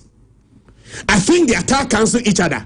Chairman by arguing. PSG attack no, any Bayern Munich attack no, cancel each other. And 2 very good attacks. Midfield no, be the Bama PSG. Okay. Defense no, be the Bama PSG. Because PSG Nuno Mendes, Ashraf Hakimi. Their centre back no, better than Bayern Munich for centre back. Jonathan Tah and Upamecano. But as a unit, playing as a unit, Bayern performs like you. I watched Bayern Munich against Real Madrid. They gave too many chances over the 2 legs. Okay. They were more chances, you know. So when you attacker, efficient. I'll be much more clinical. It is a PSG. Chama game, you know. Now PSG over the 2 legs, you know. It's me more than 4 goals. And the way they played against Real Madrid, you know. And the man quite slight vim said, by the they scored a lot of goals. They can win the Champions League. But the rate at which almost give it off chances, you know, say she have much more efficient team than to say PSG. What are PSG for betting up on the show? Mate say a lot of people say in a game, you know, Bayern Munich win. But me come the other way, the other way. I do not see PSG losing this game. In a worst case scenario, a double chance PSG. But the sure bet is that maybe for the third time in their last 9 matches, we are going to see a game where both teams score. Two teams bet. Well, that is it's going to be a cliffhanger. Said you no. Bayern and PSG on any day. A tough game. A game I fit enough to be the Champions League final. Because of the kind of quality our two teams no possess. No. And I'm sure said Ghana for I heard him say you go World Cup, you go share Hurricane. You very how Hurricane will perform against Paris Saint-Germain. No match no, no best. But the man who will be in the middle of the game, as he very important, the referee and the even the Switzerland referee in the game, you know. This Swiss referee Sandro Schara ona ebedi a game, you know. Now papa PSG don't know game but we buying 2 games. He's just 37 years and buying 2 games already in the Champions League, you know. Bakuba and Trefi Elusu 1-2 Inter Milan. That was the 24-25 season. And the only game we did Bayern winning was in 2021 season. Bayern Lokomotiv Moscow by 2 goals to the end of the year. Very young referee, a Swiss referee, and one of the candidates for the World Cup. Inti Onona Ebijna, such a crucial game. And to have a referee now that we had a chance to officiate in one of the 2 semi-finals, it means you're a top referee. The reason being that, of course, you said ban a German referee in a Insu referee in a French referee in but a chess say you top 10 referees. How come? The only thing is if you officiate the semi-final means you are known for the final. That's it. Maxwell. Can you game there? PSG are formidable, especially say bad knockout stages now. They are deadly. Yeah, can say the last 3 games were knockout or my bomb winning in a hands down. 4. And now share almost semi-final for the 3rd successive season. And Luis Enrique a cookie baby. Because we didn't say in recent time Madrid money, but for 3 seasons he's gotten to the semi-final as defending champion as well. Now, we have form guide on the last 9 games in all competitions. The PSG and winning 8. At the time of form guide and so on my side. And because league and on my 6 points, you know, focus in a court game we so the UEFA champions and ne bema ayehu. Aside that, there are 2 other motivations are omodebo game way. And na Christian Odi Kaka the 100 win no mbengano. But I'll say 100 number as a chairman, a 1 + 0 + 0. It can also give you 1. And they need just 1 win to add up to get 100. And the team that they started with the 1. So I say it goes well for them. And you look, what is left is for them to play well. Nah, they know it to me. Luis Enrique is only 55 years as a coach. Chairman, 55 years. So winning now. Obey the fastest manager in the history of this competition at Champions League, we're winning 50 games. It's in them win, no, but a lot for Lucho and also a lot for them. But the question is, can they? It looks like yes. Because 1, playing at that venue, no, a more advantage. Now, on the part of Bayern Munich, almost will focus domestically on Murray. It's almost focus in the Champions League, so it's not going to be an easy game. But Osha, Champions League boy, the best team woman, hands down, Bayern Munich. Because Omanga 11 wins this season, no team has done that. The next team Omanga most wins are Arsenal with 10 wins. You read the group stage and Arsenal were the best.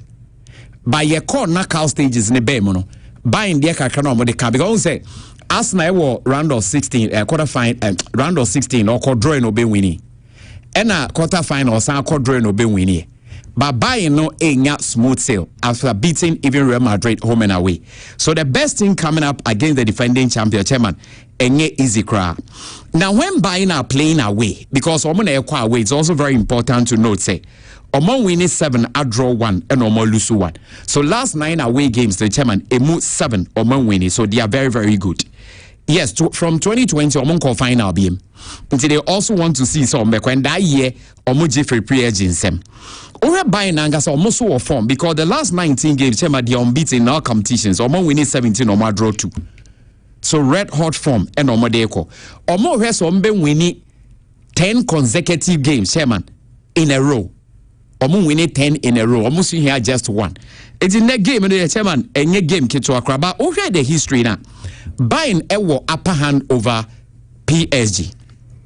Because the last time in November it was 2-1. Advantage by Munich. And we have 5 consecutive head-to-head in a row. Almost to me, Enya.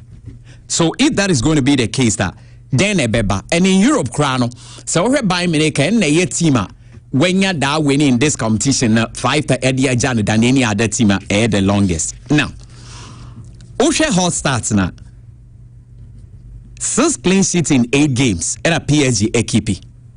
So PSG in as much as Moshe goals, they are also a team on a good day. When they decide to want to defend, they defend very well. That makes them dangerous. PSG on the other hand, a bad knockout stage. Now the Inter some way deadly. The last 8 successive knockout games for Europe, or say either 2 or more goals.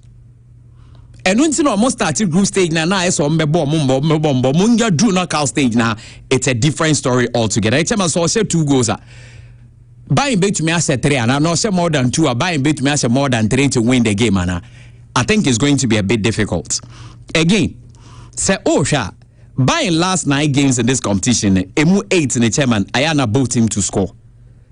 And at the last 12 games, so my boy emu 8 in the chairman, and over 2.5. Brady Bacola.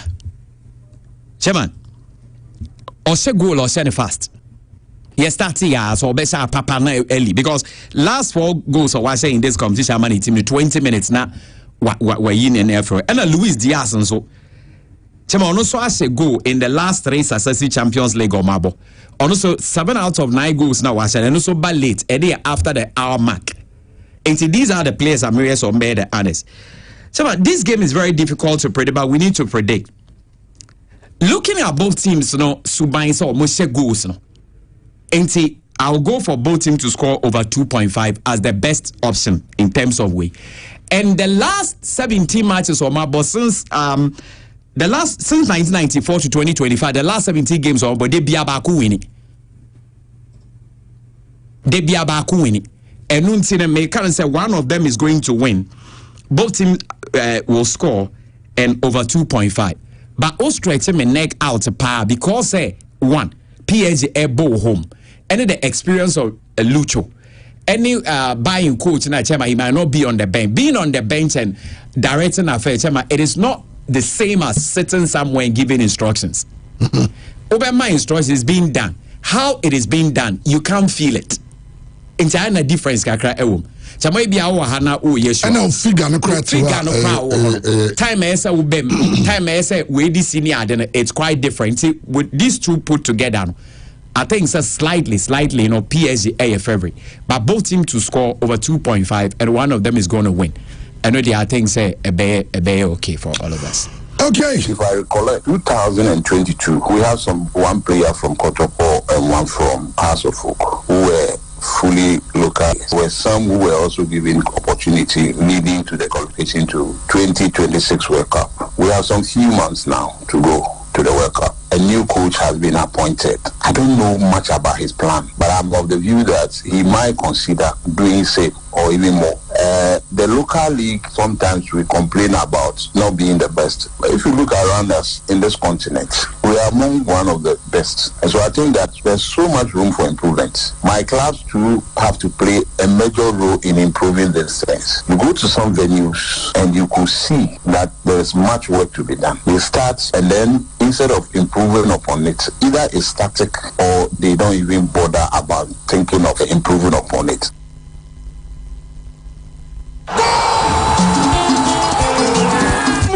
Ye Ghana, Umumienu na Enko FIFA World Cup no, ene echina, ane na edidi so.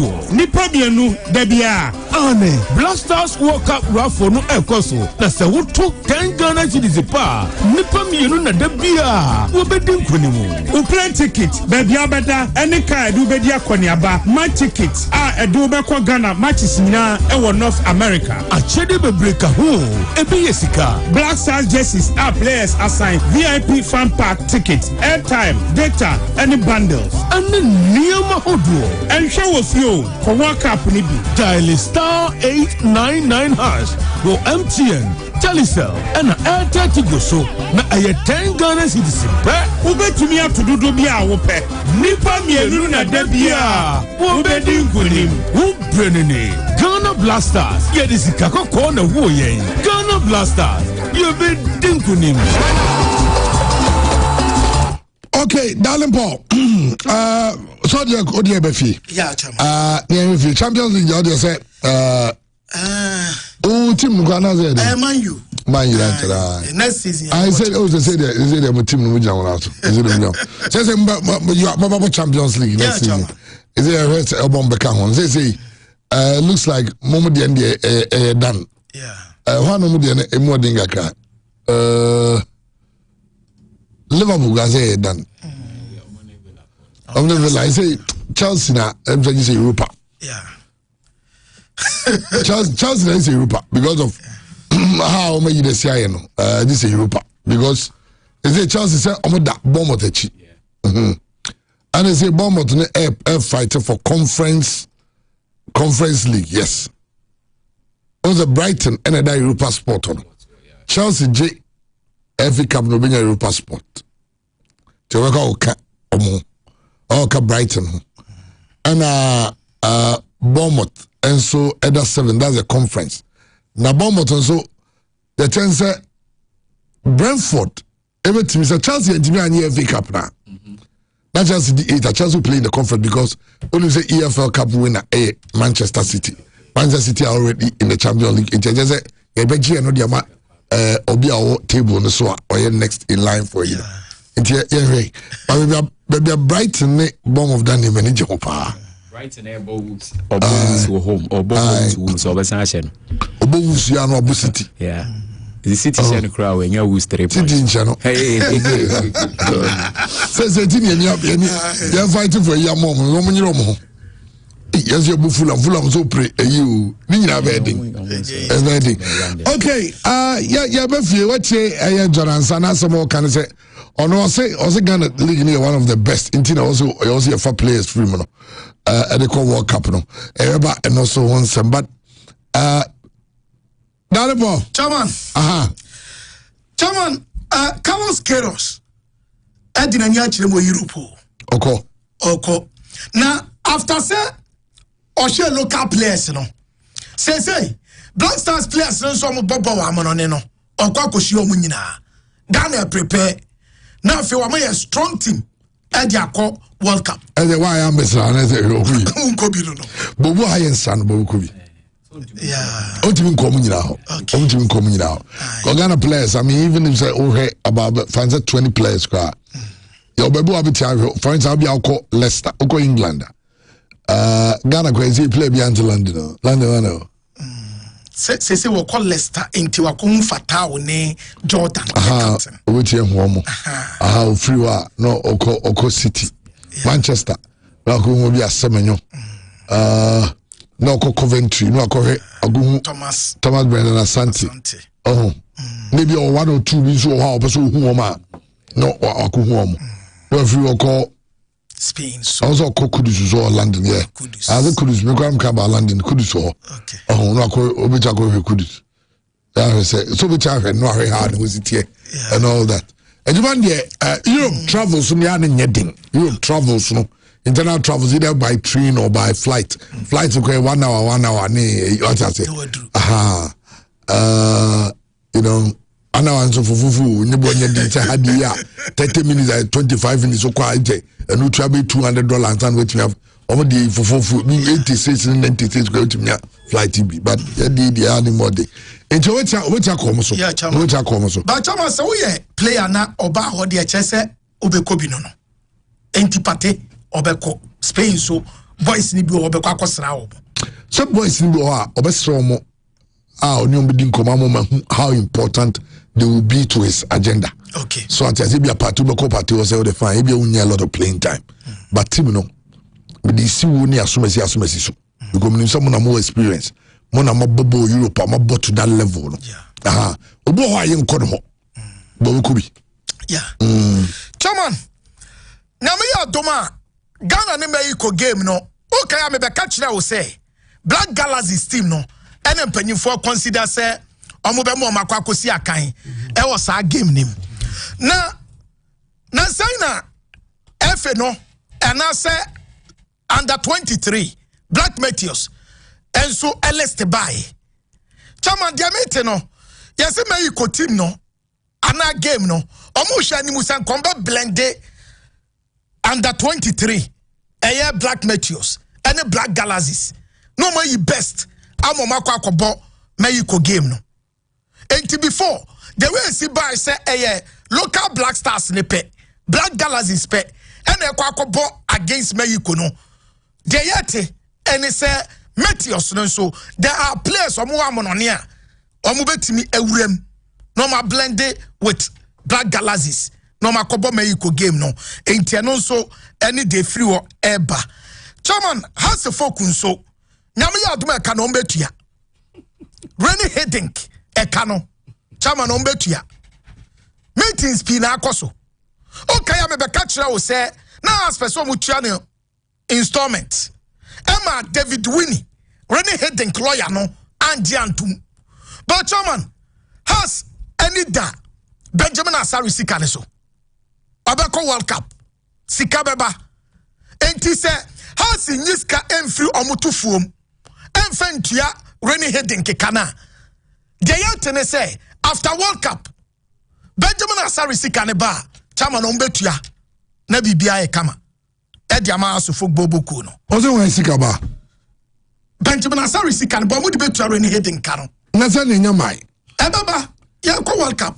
Now no time of the Send onya kobia on be pesket. They say ejomu tieska ne ba o ma dia koto ba bi dada because when I think you na yi almost omo jomo sika. It is a udiska ne mo omo na so de koto bi so a. Ata say bia Benjamin Asari sika beba. Ti Benjamin ne say Benjamin Asari. O go na edo obukubi. On the head say on the head obukubi. Ata ka meka say coach obe afna ngubia. But the head obukubi. Je ka kono. Ata say Benjamin Asari sika. Say Ghana did even 2 weeks. I mean, you did 20 days. That's about $200,000. Say 10,000 a day. That's about $200,000. 10,000 a day, 2 weeks, about 140,000. Maybe you can say 20 days. So they have 20 days. Oh, even 20 days. So if I know 2 weeks there, say your matches. No, the first one is on the 17th. The second one is Espanyol 2 weeks. And there's only 140,000. See, if you call any back, who can want the event 20 days? $200,000. It is a $200,000 now. Onya, you could say, oh, but Onya, because it starts from FIFA started time out or started with World Cup and time I'll be due over here. But if I say $200,000. Yeah. Oh, train for Trescar and I'd be Trescar. Because FIFA will pay you after the World Cup. And someone after the World Cup, no, now still transfer is in him. It is a Renny Hedink, or no so Jinisika. Auntie Oberkain. So no cast what no. I know my say. I know my say ya. A ten Oberkain. It has in China when you yamano. Or train after World Cup on Scalibor Motiana Diamano. A Tebetro no transfers need him. Now for my left band no more signing players. But Chairman, okay, Ivorian striker and Bekan wants him no. Kade. Chairman, yes, it didn't tell you. We can be also about friendly game. I'm about 1-1. Now, did some now all Canadian chairman. Next season, baby. Kade. The type of striker did depend on. Chairman, yes, a boy no ball. Goes. Did the near Jabasa, 80 Kadenso Didi Anya Dinatum. House of Folk coach Didi Dramani Anya Dinatum. Nyamiya dom nasa hasi tuyakana omobe sign no. Still House of Folk I'm a players be opportunity. I'm a money team ni year training. Now Chairman, yes Techiman boys too. Ali Anna Thomas. I'm on your training grounds. There's one other guy. Your friend Richard. Also training grounds one ma. And he has our pin chance. I'm a player CBA. Almost so air trials. Enti they are under observation. Nyamiya Duma has be signings. Enti and also the free House of Folk. I swear Eba. Ghana Premier League no Eba back. Weekend D. Now House of Folk. Ebeba Abrankese, Dr. Kwame Chase Sports Center, Noni Nations FC, Ede Ababe Bani. Nyamiya Duma, Jayatene se Saturday, Nahas, Ewrem, Ewa Santeman Temua, na fe Sunday no, omu di game no, Ababe Shisha so, and Didi Dramani. Chairman, I catch any boys ne say, and now the game no, and a league no, over. And tis all your House of Folk player, fashion team, say league no, has budget. And also has a winning the 5 games I can now. And till league in over. And from my House of Folk. And you did it Dramani. And Sama on the boys no Eka and no. Chairman. And no ever didn't come out about Kotoko. Emma make a chair we say Penny be bar. Jayatine say expatriate coach and a foreign coach nebeba from Serbia. But and come up and say, Panina are likely so be baby CEO no or the local coach in a beba. Chairman a din niensa and a yati. And now Paul Maxwell could do din. And then a din in the moon. Friend Paul Manson, a din in the moon, and a coach Bashe Hayford. For Kotoko Jumano. Friend Paul Manson, coach Bashe Hayford, and a Maxwell Kunedu. These are 3 coaches, sir. Jayatene so Panina or Babe CEO no, Edimu Bako Beba. Enti Kotoko. See you and any coaching, once and some and so no. Chairman Orlando Pirates for Ubejau. Yababa can it happen? Says South African clubs no, any abri Ubejau pa. Am I bo Orlando Pirates din? Chairman, yes, Orlando Pirates for no. I send it. Request a break kotoko. And I say offer a break kotoko. Ewo mu mail mu. Ama IMC for ne. Orlando Pirates for no. I catch a kotoko. Empenyi for ne so mu pe ubejau. At the end of the season. Na ubet. Emra South Africa. MSC akan emfamo mo Orlando Pirates boboko no. Chairman kotoko. Board ni a meeting. Na unim say.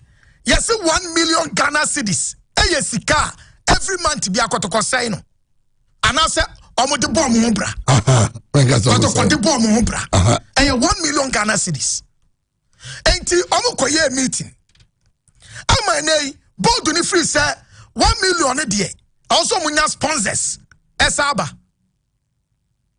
Enti omo din komo. Say CEO na oba no. Also obeboa. E de sponsors eba. Enunti, Obesaman sporting director. No mama in penyophobia. Free say kotokoni be ya kono. Na attractive sponsors. Because 1 million de bi wom for every month. Bosumi bia. Enu so dem komo efiri oba chairman. Enti kotokonsem ne de doso. Ha. Abranti ani din Ede Samba Onel. Chairman. Enu udi komo bi. Se boy nin sem no kan no. Also betima kafoforo.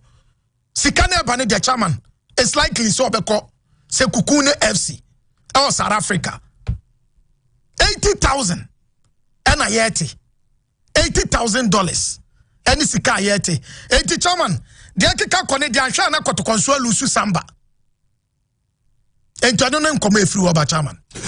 Okay, yeah, about Kotoko Asam Bamuso, but in Remo, the Black Stars Medical Daniel Gaspar, who was a matchma.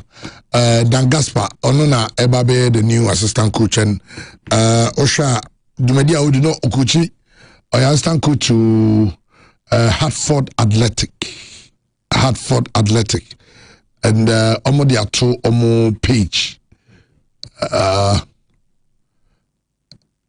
Jai pesa mi kaze jai fatuso andano datuso.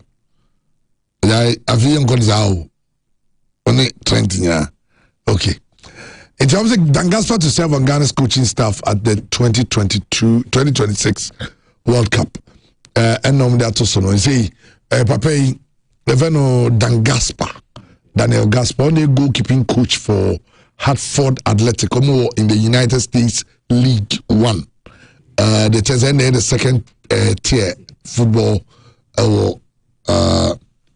US after the Major League Soccer and on the follow hunty on the so we did Juma Ediama Black Stars on the first goalkeeper coach near saying assistant goalkeeper coach says coach ni will be I just say of your team no and Keros coach your first assistant that's Roger Disa second assistant this one of third assistant don't pencil. Near goalkeeper's trainer, Dan Gaspar. Non assistant goalkeeper's trainer. And so I Fatao Dauda. Okay. But I understand that Gaspar no only Carlos Queiroz on my Jumache. Also no Portuguese American. We Portuguese American. No Connecticut one year no na Juanzuna who did Juma. Intinese and also and on the moment Omianko Grace gift ne Janjamed Aswembra. Inti Janjamed. You call Ginger the Frewa, Nediaka Atwaso. I say, Papa, only Dangaspe, only Carlos Queiroz, I heard you man, Ache. Since 1992, there's also watch our sister name, Kakra Fine. Bring your number call there. Boko Chairman General. But come on, gentlemen, and a day. All right. And Mode Ebre. All right. Dedi Kano, Mamefa Akwanya we enchia Ghana Funyina, especially Ubia OTA Pure FM we a Gengimed health exercise. Yakase Gengimed Dental Clinic. A dental clinic yen called mandate ne say Ghana ni bia wo maimuno.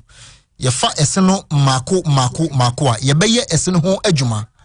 Afi so ya enhance yen oral education no san say ye pese wo te esenase how eseno a function because eseno or say especially front teeth no is for biting and I will canai TDE 11 no eno enso so is for say ebe grebo aduane no said ye be ya e roli wo num no in free form and I will primoles no so ebe bubu aduane num no umoles no a grind no kra said be ya call yefunu mu a na digestion so take effect na body no nutrients a esese hia no na eno so atwen na body na nourished and nti say eseno say etu ana problem ba esinimu a apart from say ema wo confidence no ecoform no eseno and serve the function properly and nti na yeka say hwehwe ye kira kwan fa ye wo dentist ye wo Kumase Bantama Abepo Junction Total Filling Station ho na ye adwuma afi ye baby last high school junction Atonsu high school junction traffic light na say and nti me the numbers no ebe tudwa but modian fa wo phone no pen no paper no me sorry ya frame me na yentwetwe nkomo ene yepese yesua ade kakra na yepese yekasafa dead tooth enipa bebre esene ewo ho but in play role bia eseno awu na ehye ho se uni obi kasa ana se unse obi nese especially front teeth no ase baako bi aye yellowish bi ase aye brownish bi bo no man ase aye black bi na ehyem onsa esene bia ye hu ne se eseno eye dead tooth sanse esen se ye chemu miensa 2/3 na echo down efri ogam no gingiva no bia ogam no ne wapantai kase no o socket no mu no na esene etuatua enti se eye upper ana lower no esene tuatua wapantai kase no mu enti 2 na echo down na bakope na etetop eno na ye friend crown no enti se unu se obi ne se no top fita na wo no a eye enamel no se aye brown aye koko asa aye yellowish bia what it means is say the central portion of the teeth eseno pulp na ekuta esema esenye living organism no ho atechema na ekwan efasoma problem eto pulp no say one two trauma ye ka two trauma obu onuma na ye accident obu onuma na ye tokwa bi na okokon okoye body contact sport bi okobo football okoye taekwondo ana oprae enti ese no onse enipa bia udidi bia no entini anase veins nerves no enina mu nipadua no se akoma ne pompe blood na efa wo nipadua no mu nyina enti moja no bi ensoso ebefa ese no root no epeka farming no ebefa the root canal no eba pop ni mu eno ne ma ese se wote ade a ehia wote ete ade a enyuna ete bibi boso a wote pain eninti se unya two trauma no na se severity no se entini no a supply blood any oxygen any common pop no because pop consists of nerve tissue and blood cell enti se etia entini na supply minerals no ne oxygen ne blood na ekọ esinimu no esan di afusane no se entini ne katia afa moja na ewom no na akam enti moja enko esinimu biem enti ebasa no with time moja na eka mu no ubehu se na adescala eseno na ama eseno it looks brownish bi ase aye brown black bi na ehihye ho afa so no obu so a ne de no bi a otehwe oprai no ana accident onya ya pop no to me blast it me pipe egu esene mu na enam say eseno enamel no na e cover ho there's another layer e friend dentin eno ne ma se obi ka se ne sen fmfm na teeth sensitivity ya eti under no circumstance no ensese dentin no eye exposed enti enamel no eye den a serve as protector to say me phone ya me de cover ahye hoyi said ye be ya bibi ntumi nto phone sana enamel no etie enti say bibi to dentin no anase ekoto pop na etime ma ese no eye dead tooth your number is 055 913 9582 055 913 9582 and 0549 906 588 0549 906 588 enti me sorry ya obetumi afra me sese na ya twetwe enkomo another way so a etumi ema unya dead to say ye dead cavities no started from upper enti say okoda anajo na one brush we say there's this bacteria friend is streptococcus mutant streptococcus ndi o yene say odidi wia na wo pu ensuo bi lactic acid sa acid no eno na egu osene so na start say ebobo esene mu ntokro enti ntokro ne bededa esene mu na ya mfele na ya ntuti amfa mawa na akote accidentin ni mu etisi pop ni ma na was starting ya very excruciating pain and it obo on ma bo say o we sade a na ne se no na eye ne ya o ho a wo se wo ti pain e wo esene mu through cavities ana kaka ya wo different types of feeling e betumi ayama o se wo tie mi na wo hu se ntokro bi ededa osimu a nua the entire won't pain is because enamel no is the hardest human body part anything na ma won't pain no etisi dentin ma ho be chew ote wonu ma bo se na oseno na efemfem wonum temperature na esesa udi abrobe udi anka na osena start se efemfem na ntisa otena ho na etisi o pop ni mu a eno so tumi say nerves na ewo pop ni mu no etumo se esene hye ho but enya adwuma biem na start ya nerves no say eye attack da initially no unya very excruciating pain o sene start say eye o ya anopa awia anwumra ne anajo but with time no feel say na pain no na ejai so won say pain na ejai a what it means ni say nerves ni nyina tissue ni nyina cells ni nyina ewu enti ese no enya adwuma biem but eno so nche say wonti pain enti no problem na ejai infection no ebe koso aspread asay se no kopem se ebedru root no because ese no medical ka say etuatua o job no mu wa panta ka say no mu e na ese no etuatua enti ebasa no a obon se na emawo ese no efemfem na ese no na etutu fra judgment dental clinic na yenye ho adwuma emfama ho your number is 055 913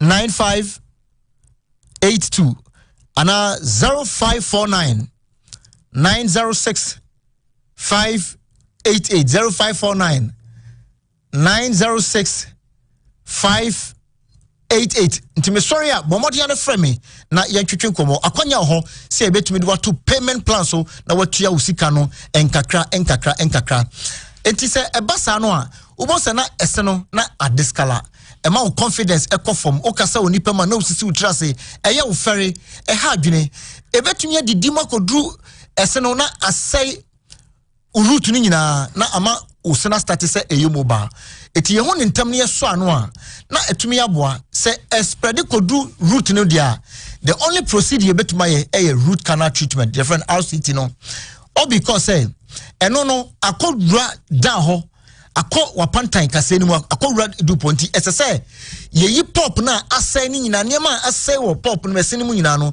ye be bie esene so na yeyi ni nyina afrim ye wi na ya disinfect inside no na fi ya start treatment na ya failing no eba na ye wi na ya kapo eseno obu okwa na ye ni dodom se no se dodom se na enom se eno na ewisa aduane a edi ni ntino se ya nkapo a pressure na eba so no obo se na with time no na asenti Judgment Dental Clinic ye were qualified doctors and nurses nti ye be kapo no na ama eseno afa ne to mapa efra ye were Kumase Bantama Abepo Junction Total Filling Station no ena afesu so no ye were High School Junction Atonsu High School Junction ebi ankomo eya wo de otika mu tu kwan wo kwa Accra wo Techiman Accra your branches too ye wo Nungwa main lorry station ho ene ye wo Domiko Abenya Atomic Down roundabout no so ye branch no bi e wo ho Techiman ubehu ye wo Market Magazine Road no so ye ni AY Ahmed ene ye direct opposite afeso okọ Koforidia Judgment Dental Clinic ye ni Central Post Office no Central Police Station no ene bon ho pe Takrade ubehu ye Banchase Tadisco down Banchase Tadisco down eho ena obehu Judgment Dental Clinic afei oko aflawo yani Ecobank ena wo the same building mu main road na wo de call border na no pe afei oko Temali ya wotushigu yani Central Post Office no ena ebon ho pe enti bomodi ane frame sisi e was 055 913 95 82 055 913 9582 and 0549 906 588 0549 906 588 ebi ana mentumi ambo problem no so eno nche se yenye se esene atu esena pai esena hye esena ayekoko aye brown esen wo adwuma bia fa bedan Judgment Dental Clinic yeda wasese utie yeda mosepa I introduced my philosophy there, which is a passing game. The one I used at Wafa, I carried it to Kotoko. I had good players, the likes of Ganyu, Moro Ibrahim, Mudasiru, Imbella, Ifegi. These are great players. What actually went that time to was the fact that these guys were hungry to win the league because it had been some time for Kotoko to win the league. So they saw me as a brother, they saw me as an uncle. There was that respect, there was that admiration between us. And they were ready to work. So actually that did the trick. And then the supporters were also in full support of whatever we were doing. Management also was very supportive in whatever we were doing. So actually the whole of Asanteman was in support of what we were doing. So it kept everybody on their toes. We were all focused, we were all determined, we were all confident. We knew that we had support behind us. So it gave us that drive, that desire to work extra hard. So attractive, free flowing football that we played. It was good and I really enjoyed it. After the season, certain things went on which I wasn't okay with. So humbly and respectfully, I engaged management and I told them that I wasn't interested in continuing again, even though I still had a year of my contract to continue. Hello, I am Dr. Prosper Nate Ogun.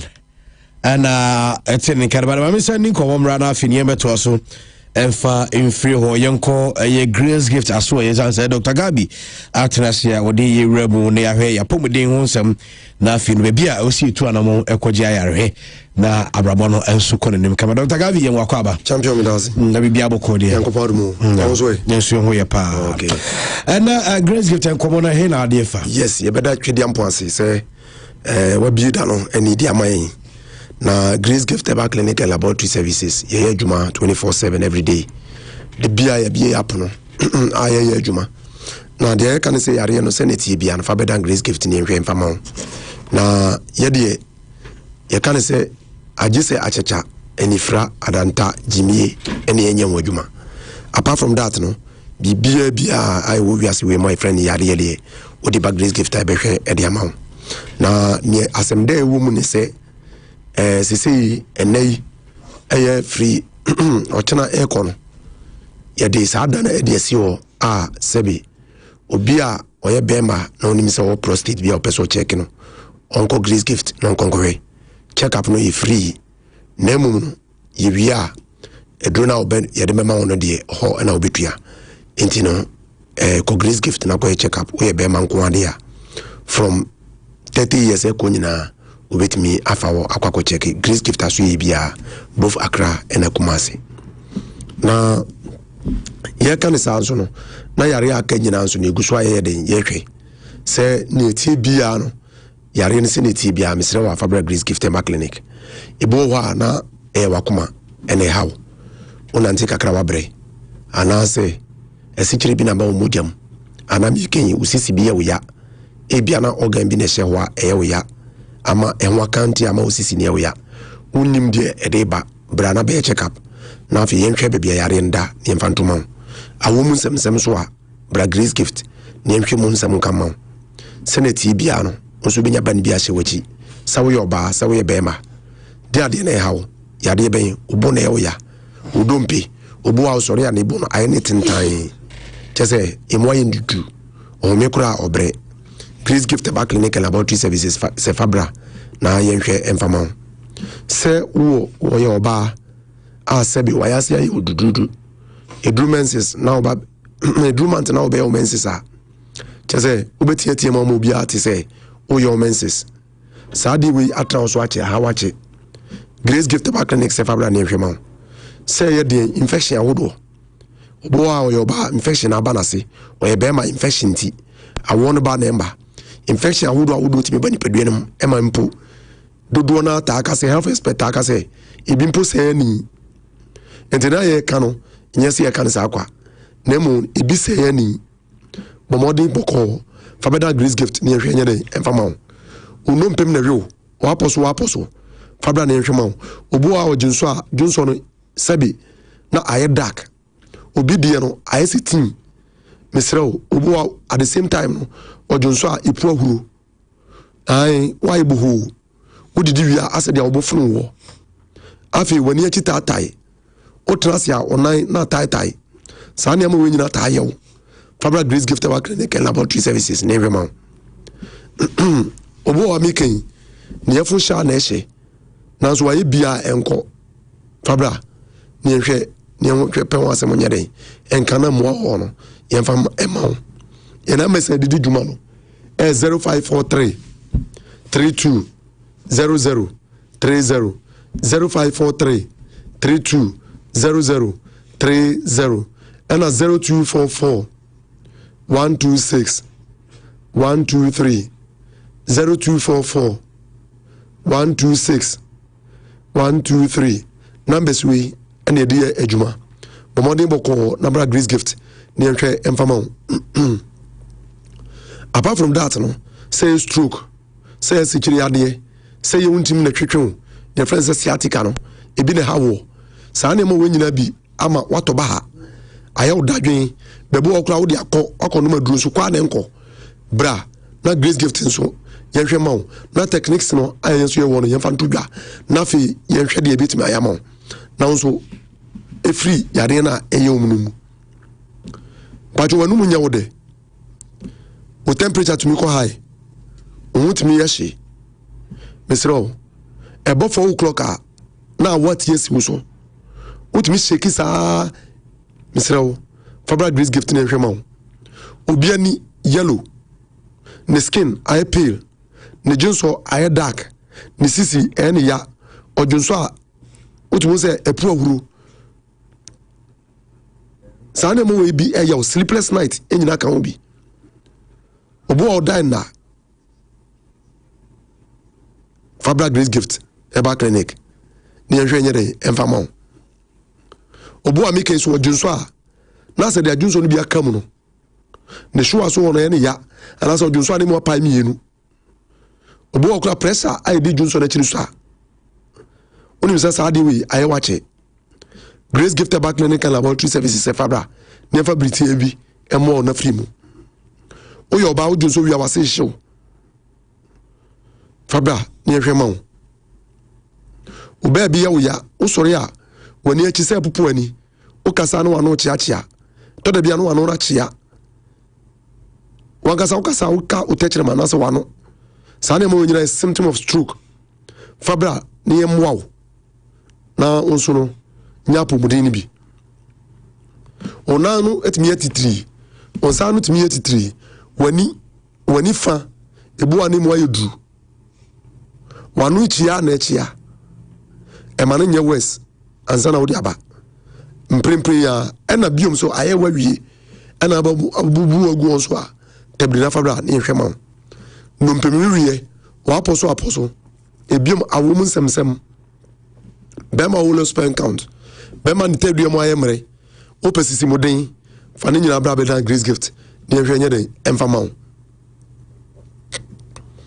nyama ya wono wangasa ugitum se help a obu wa dua ntone yemo a na ne yemu dwa no antone yemu so a o problem ne yefu yo didi kakra na hye o yefu ay dindindin shutu na shutu ba bontin Fabra Grace Gift ne hwema ayem kuro atuyam sa ne mo we ne ma sa problem ne ba yare bi britia bi de ya wo no ebejai because me kan obo wa ye ne sa odidi wie kula na ne busa esa hihye no Fabra ne hwema o bible wa me kan ne honam hihye ne seja anye na nimu a na ne nsa ho anye ne nsa ho ne sere ho anane na ho sa de wa aye wache eye hipa e disturb o Fabra Grace Gift ne hwema o moje ndi afurusa ne okoba bia ka kire wo wa ye nso enye ntimi nye yie wani achi se pupu ani wani kosu ye etode bia na ye tintan momodi mo kona Bra Grace Gift ne hwem fama Bra Grace Gift ne hwem ye na mese didi djuma no mesa di to abontin Kumasi ni Accra ne wo Accra your new Achimota Petroleum opposite Family Life International School Kumasi your Hwim School Junction Barikasi Road ehone wo ye numbers no 0543 32 00 30 0543 32 00 30 and 0244 126 123 0244 126 123 your numbers no eno. Okay, Dr. Gabi and yete nkano every Grace Gift akachi just wade hon komo enso abreye ne kwaso pa but mamika se FIFA World Cup no still ebeba so ai enti match experience hospitality no eguso yakwas we onum say over a decade as official FIFA sales agent just omuma premium access to football's biggest stage. Yema a VIP seating, exclusive lounges. I say baby I'm bubidi DM no enjoy before, during and after the game. Then I had priority entry and ukita with no stress, no hassle, just pure football luxury. And you're more than a ticket and your walk up experience. And I couldn't upgrade now. Nothing no quite enjoy said in my ACT. I mean, cow. Sir, you didn't come in your number, so say we don't say also level echo a year match experience hospitality. Maybe another over for 0551 551119 0551 551119. And I say overcall a year match hospitality match noble exp hospitality.com. And I say Ubewera any access and I say Absa Bank branch, any Absa Bank branch Bora or Nekatrom say a match experience hospitality ninti enwaba na you know wamu NCC come Nekwa enjoy walk up in a par Rick Path Company Limited Adaruma and on the CEOs ultra cool coolant no Adiaba Makacho say we yabi and I would go kadema no overheating, no air rust, any corrosion. A sound so lubricated water pumps no edema afei make sure say engine enso enkobo sanso na esanso say make sure say car no enso benya anase engine no ne lifespan no enso be extend e dia ma coming to when you know Seahorse ultra cool coolant na Recpart Company Limited for their so friend number we do open benya 0544 133169 0544 133169 na ulo mu enin ko mo medima for herbal clinic Dr. Time that's ne ho na ye ko makacho se ho de ayresafi ene ho wachinchini wananti yare nti chese wonam be chese ahaba na odi wika ko ba still ho ento enu ne niam ide ama akọ video ma still ho nto no wa kasa odweno a wonti ase mamenka o se medima for de bra ho ye last stop na yeni wasem enfo medima for herbal clinic ese yan kan cho obi ase obi ada de bamu bu because of yare nti no odi etu anamone bra medima for herbal clinic aswe na fe Dr. Enya betrenjo na ho ento kama medima for ewo atwema agogo ewo kumasi ya number no 0244 774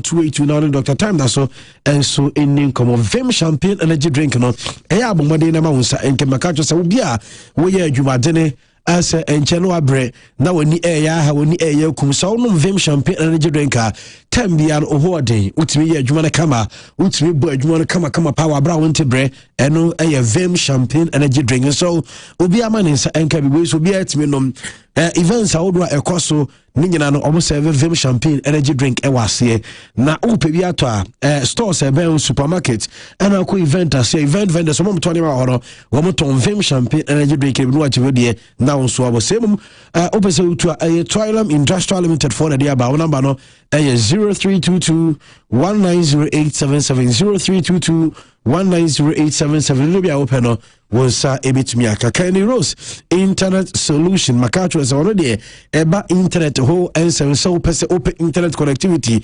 ewo fi he na we internet connectivity no so be free Kenny Rose internet solution oba no abetwo area ho na fi no connect wo kama enso de watum say school if offices and am here just a phone call 0208 282810 0208 na when Kenny Rose internet solution and so into any common bianya kama emfa embao eno tie na your birthdays ni bi wa emfa no sorry so na afini nyem emfama DJ Abicious oba no abeto so e de aka bia no enso e de aba na o say happy birthday to Mrs.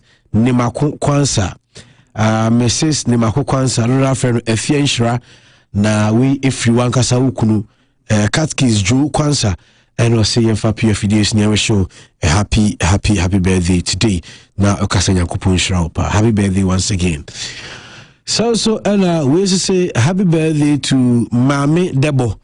Mame Debo we ifri oba Ama Jesiwa owo UK and say young wishi ne Mame Debo and so a happy birthday and into me and famano.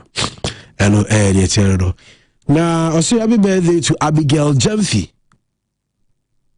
Abigail Jemfi say she is the senior sister of FC Ashanti-Go number 10.